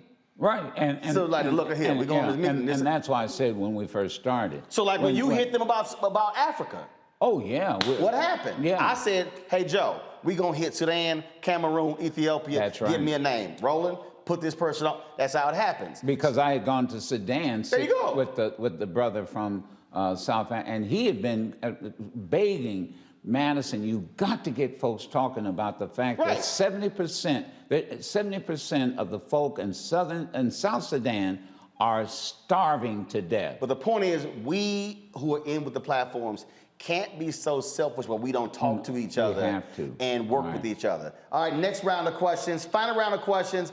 I know, yes, staff, we're running over time, but trust me, I got something planned, and y'all gonna get over it when y'all experience it. Reese. Yes, my next question is, you do radio, and I'm on the Clay Kane Show every Thursday, and I really enjoy the call-in aspect of it. Can you just talk a little bit about, how that has influenced your career, having that back and forth on a daily basis, and really, how it's helped you move the needle in terms of what Black America is talking about? Well, call us. Okay, one of the things that I've learned and is if I had to do a boot camp on talk radio, callers can often, first of all, callers should never run your show. It should not be a call-driven show. I don't do open line, and I'll tell you why. Because too often that is meant the personality or the broadcaster didn't prepare. And to talk about. And I've tried that a couple of times where I said, you know what, y'all take over the show, the callers, y'all call. We got, on social media, we were bombarded. Don't ever do that again. And because folk call up, they want to hear your opinion. They want to know. They want to and then you let callers respond. But I tell you, I think the worst mistake you can make is to one, let callers take over the show. I think the other mistake you make is what I call frequent callers. We have a rule on the Madison show, it's one call a week. Now, the reason is, again, I learned this, that if you've got 6 million people listening to you and you can't fill up 9 lines, then you're doing something wrong. And then what happens is, those, if I did that and had frequent callers, it'd be the same people every single day, and they would call in every single day. Well, that's not necessary now because we have something called podcasting. So, and that's what I tell them. Look, this is the Madison show. This isn't Joe Blow's show. And if you want your show, go do a podcast. And there aren't very many successful podcasts. No. Well, what gets me is when people, I love these people, they hit me yesterday. Why you keep interrupting the guy? Because I have a very simple rule. I can't allow a lie to be told. That's my rule. That's my rule. Allow it to stand. That's right. Because here's how I say it. You're right. If you're listening to me and a lie is told and I don't say anything, you think I just heard the truth. And there's another issue too. You see these distinguished professors we have here? They're listening. And if they hear a lie and I let it stand, they're gonna jump my ass. Boom. right, precisely. Even when you make a basic mistake, like all these Sigma Gamma Rhos are mad because yesterday I was rattling off all the names and the colors, and I said Sigma Gamma Rho was blue and white because I was thinking Phi Beta Sigma. Why would you mess with Sigmas? First of all, well, you're looking at a Sigma. Shut up. But they irrelevant to me. Oh, but Greg is an alpha right there, so you got 2 alphas in here, so I mean it's a cute little group. Shut up. Terrain, your question. Oh boy. Joe, my question is this. How do you manage to keep your message on point and keep your direction of your show on point when there's so much other noise around and there's so many other platforms and there's so much other stuff that goes on? You know what I mean? Like Black people, there's so much entertainment, there's so much other distractions. How do you keep focused on news and media and keep that on point? I have a great staff. First of all, there is no way I could do what I do without Sherry. There is no way. And then my producers, a couple of producers, and our interns. So their charge every day is after we get off the show, we have a production meeting. All right, what went down? What got a good response? That type of thing. But then their job all day long, people think, well, it ends, you end at 10 o'clock. Oh, no. We are constantly reading, reviewing the news, analyzing it, what was said, what wasn't said, how it was said. And then in the morning, which starts for me about 3 a.m., the producer is 4 a.m. We're looking at a list of topics, of stories. And we then decide as a team which ones we think folks want to hear about. So there's a couple of approaches we take. Which ones will get people talking and give people an opportunity to vent and express their opinion.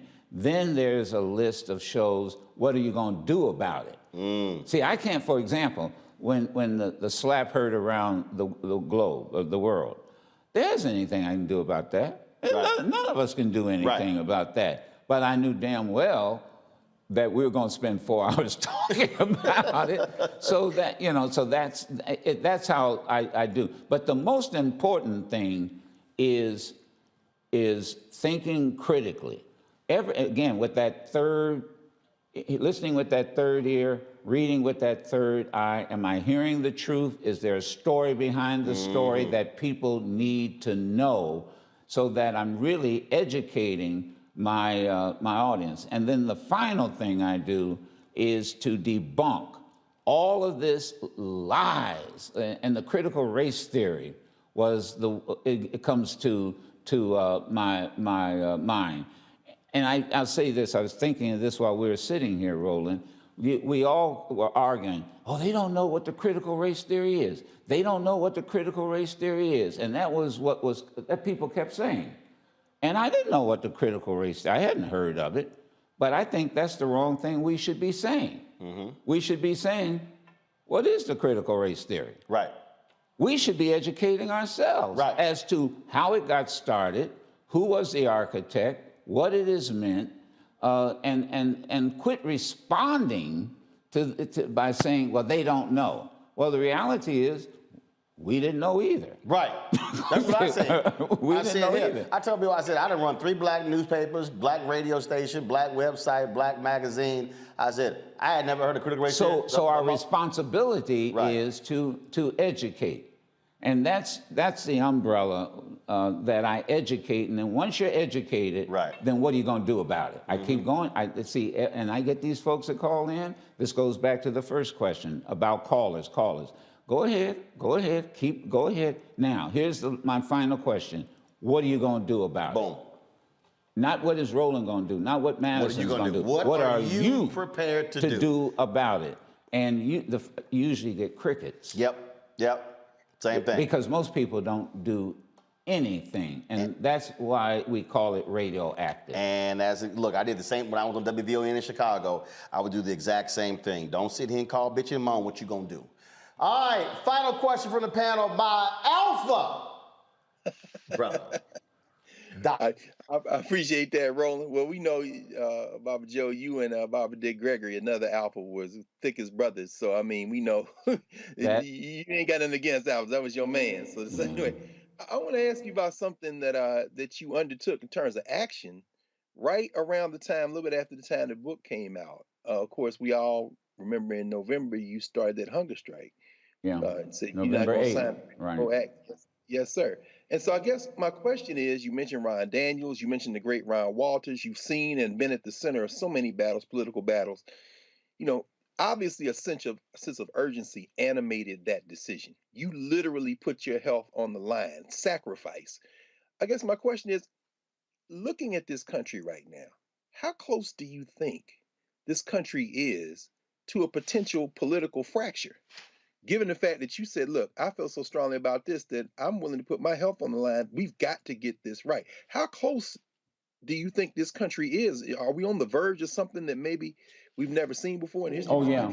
I think we are literally looking at, and it may not be like the first Civil War. I think we are looking at some form of civil war. When I did that hunger strike, one of the problems I had was people are having moments, and they weren't creating a movement because people weren't sacrificing. God bless the folks some people were getting arrested and going to jail. Some folk were getting arrested and they were getting traffic tickets, or what I call citation. And I didn't, and I didn't think that there was enough pressure. So I channeled Dick Gregory.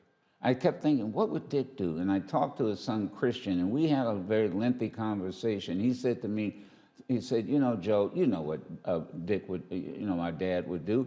First of all, he'd probably go on a hunger strike and he wouldn't ask anybody. But I had to ask my wife. And she only agreed. She said, now, first of all, you're not that 34, 36-year-old kid you were when you and Dick were doing hunger strike. As folk kept reminding me, you in your 70s now. I wasn't feeling 70. And so she said, but you got to go to the doctor. Doctor said, why you want to do this? I explained. And he gave me the go-ahead. You're okay. And I never will forget. I got in the car. We're driving out of the parking lot at a doctor's office. And my wife looked at me, and she had never done this before. She said, are you telling me that you're willing to die for this cause? And I looked at her with one word and said, yes, end the conversation. And here's what I said. I'm doing this because I don't want my children and my grandchildren and my great-grandchildren to ask, Papa, what were you doing when the end of the second Reconstruction was starting? I know what they did at the end of the first Reconstruction. The first thing they went after was the vote. It was the birth of the Klan. They burned down churches. They lynched people all over the vote. And I saw the same thing happening. And I may not live to see the end of the second Reconstruction, but while I'm alive, I'm not going to have my grandchildren asking me, what did you do to stop it? And so that's what started the hunger strike.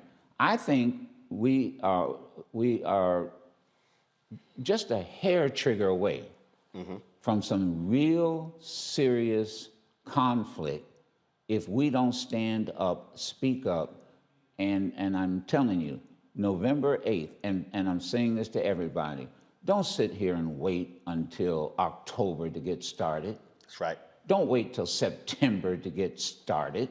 We need to mobilize now. And I'm saying this to all the leaders. They can get mad at me if they want to. Take it over. I'm like Dick. I don't care. And I'm not asking your permission. Will y'all please check your egos at the door? Check your egos at the door. And, you know, that's the old Quincy Jones sign that was over when they did We Are the World. We Are the World. He brought together the greatest artists in the world, and he had a sign: check your egos at the door and get organized, and more important, mobilize. Nancy Pelosi said something to me when they just as they were passed the Emmett Till anti-lynching bill. God bless Bobby Rush, man. And he stuck with it. But she said something in this bill signing ceremony that she did at the Capitol. And she invited me to it, and Steny Hoyer invited me. She said, you know what? In Congress, we maneuver. That's what we do up here. We maneuver votes. We maneuver. What y'all did to get this bill passed, and I say y'all because it wasn't just me, you mobilized. Yep. And that's what got that bill passed. Organized, mobilized. After 250 attempts. After 250 attempts, in what, over 100 years? And that's what we have to do, organize and mobilize, and I'm telling all of them, check your ego at the door. Because this, if we lose at November 8th, we're in deep doo-doo. I've been warning folks the same as well, and in channeling Reese, and I said this in 2008 on CNN, vote or shut the hell up. But it was funny, we were at the Democratic National Convention, and we were under the tunnel, and I see Brian Williams, and he pulls me aside, and he says, I'm loving the stuff that you do. He's saying, you're right, vote or shut the fuck up. I cracked up laughing, but that's it. All right, put a dollar in the cuss jar. Well, ain't no problem. But so that means $99 will go to the Bring the Funk fan club. Oh, no, that's not yours. No, that's yours. Y'all, the book is called Radioactive, a memoir of advocacy and action on the air and in the streets.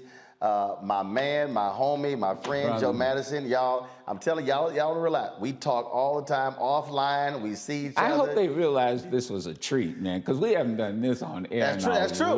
That's true. I mean, this is raw. Yeah. Or I'm sorry, unfiltered. There you go. There you go. We see each other. Y'all understand? We see each other at events. Me and Joe be on the side like, yeah, this is some bullshit. Yeah, I know. Like, man, how long we got to be here listening to this bullshit? I'm telling you, if y'all could actually hear those conversations and some of the stuff. Excuse me. I put it in the book. It's in the book. Get y'all a copy. I'm gonna have Joe sign it right now. I didn't sign that. I don't know if you signed. You did. I'm sorry. Okay. All right. Then what did I say? It. You are the GOAT. Joe Madison, the Black Eagle. You are the GOAT. That's you, you man. Are the GOAT. I always enjoyed our friendship. Look, you've always been an honest truth teller. It's all about giving folks hell and letting them know that we ain't backing down. Or as Sidney Poitier said to me, he said, There's no backup in you. There you go. That's really cool. There's no back. I like that. There's no backup in you. So ain't no backup in you. That's why I say I ain't going back to the end of the first Reconstruction. No. And I'm not going to allow my children to go through what we went through or what our folks went through for 100 years. I'm not going to allow it. I appreciate it, my brother. All right. I appreciate it, folks. Y'all help us pay for the overtime for the staff. I need y'all, of course, download the Black Star Network app. Apple phone, Android phone, Apple TV, Android TV, Roku, Amazon Fire, Xbox One, Samsung Smart TV. We want to hit 50,000 downloads by May 1st. And just so y'all know, today we hit 850,000 subscribers on our YouTube channel. We were at 850,140. So, and remember, when we launched this show September 4th, 2018, we started with 157,000. We're now at 850,000. So please join our Bring the Funk fan club. Yes, Joe is a member. Y'all saw him give his money. I got a whole bunch of y'all letters over there. The people over here who don't do this Cash App stuff, they send checks and money orders. I got a whole stack over there. So folks, P.O. Box 57196, Washington, D.C. 20037-0196. Cash App is $RM Unfiltered. PayPal is R Martin Unfiltered. Venmo is RM Unfiltered. Zelle is Roland@RolandSMartin.com. Roland@RolandMartinUnfiltered.com. Let me thank Reese. Let me thank Greg Terrain. Normally we don't go 3 hours. I appreciate them hanging with us for this conversation. It's always great to have our panelists, to the staff. Thank you as well. Again, we normally don't go this long, but this was a fantastic conversation. And so I wanted y'all to appreciate it as well. And so, folks, I will see y'all tomorrow, Friday. We're going to be restreaming the White House Equity Conference they had today. We'll be discussing that on tomorrow's show, so we look forward to that. Tomorrow is Jackie Robinson Day. Go to the Negro League's website, get y'all Kansas City and Monarchs jersey, or some of the other Negro League teams as well. Please support them. And so we'll be celebrating the great Jackie Robinson. If you have not read his book, get it. It's a part of the Roland's Book Club, hashtag Roland's Book Club. I never had it made. Read that book, not the books written about him. Oh, no. Read the one that he wrote. And that last speech he gave where he said, I will not stand up for the national anthem. He laid it out. He explained it. National anthem and Pledge of Allegiance. He explained exactly what it was about. That's right. And so, when you mentioned Rachel Robinson, and Rachel Robinson, and I looked it up. I knew he had passed away in 1972. So her turning 100, Jackie Robinson has been in October, as would have been dead 50 years.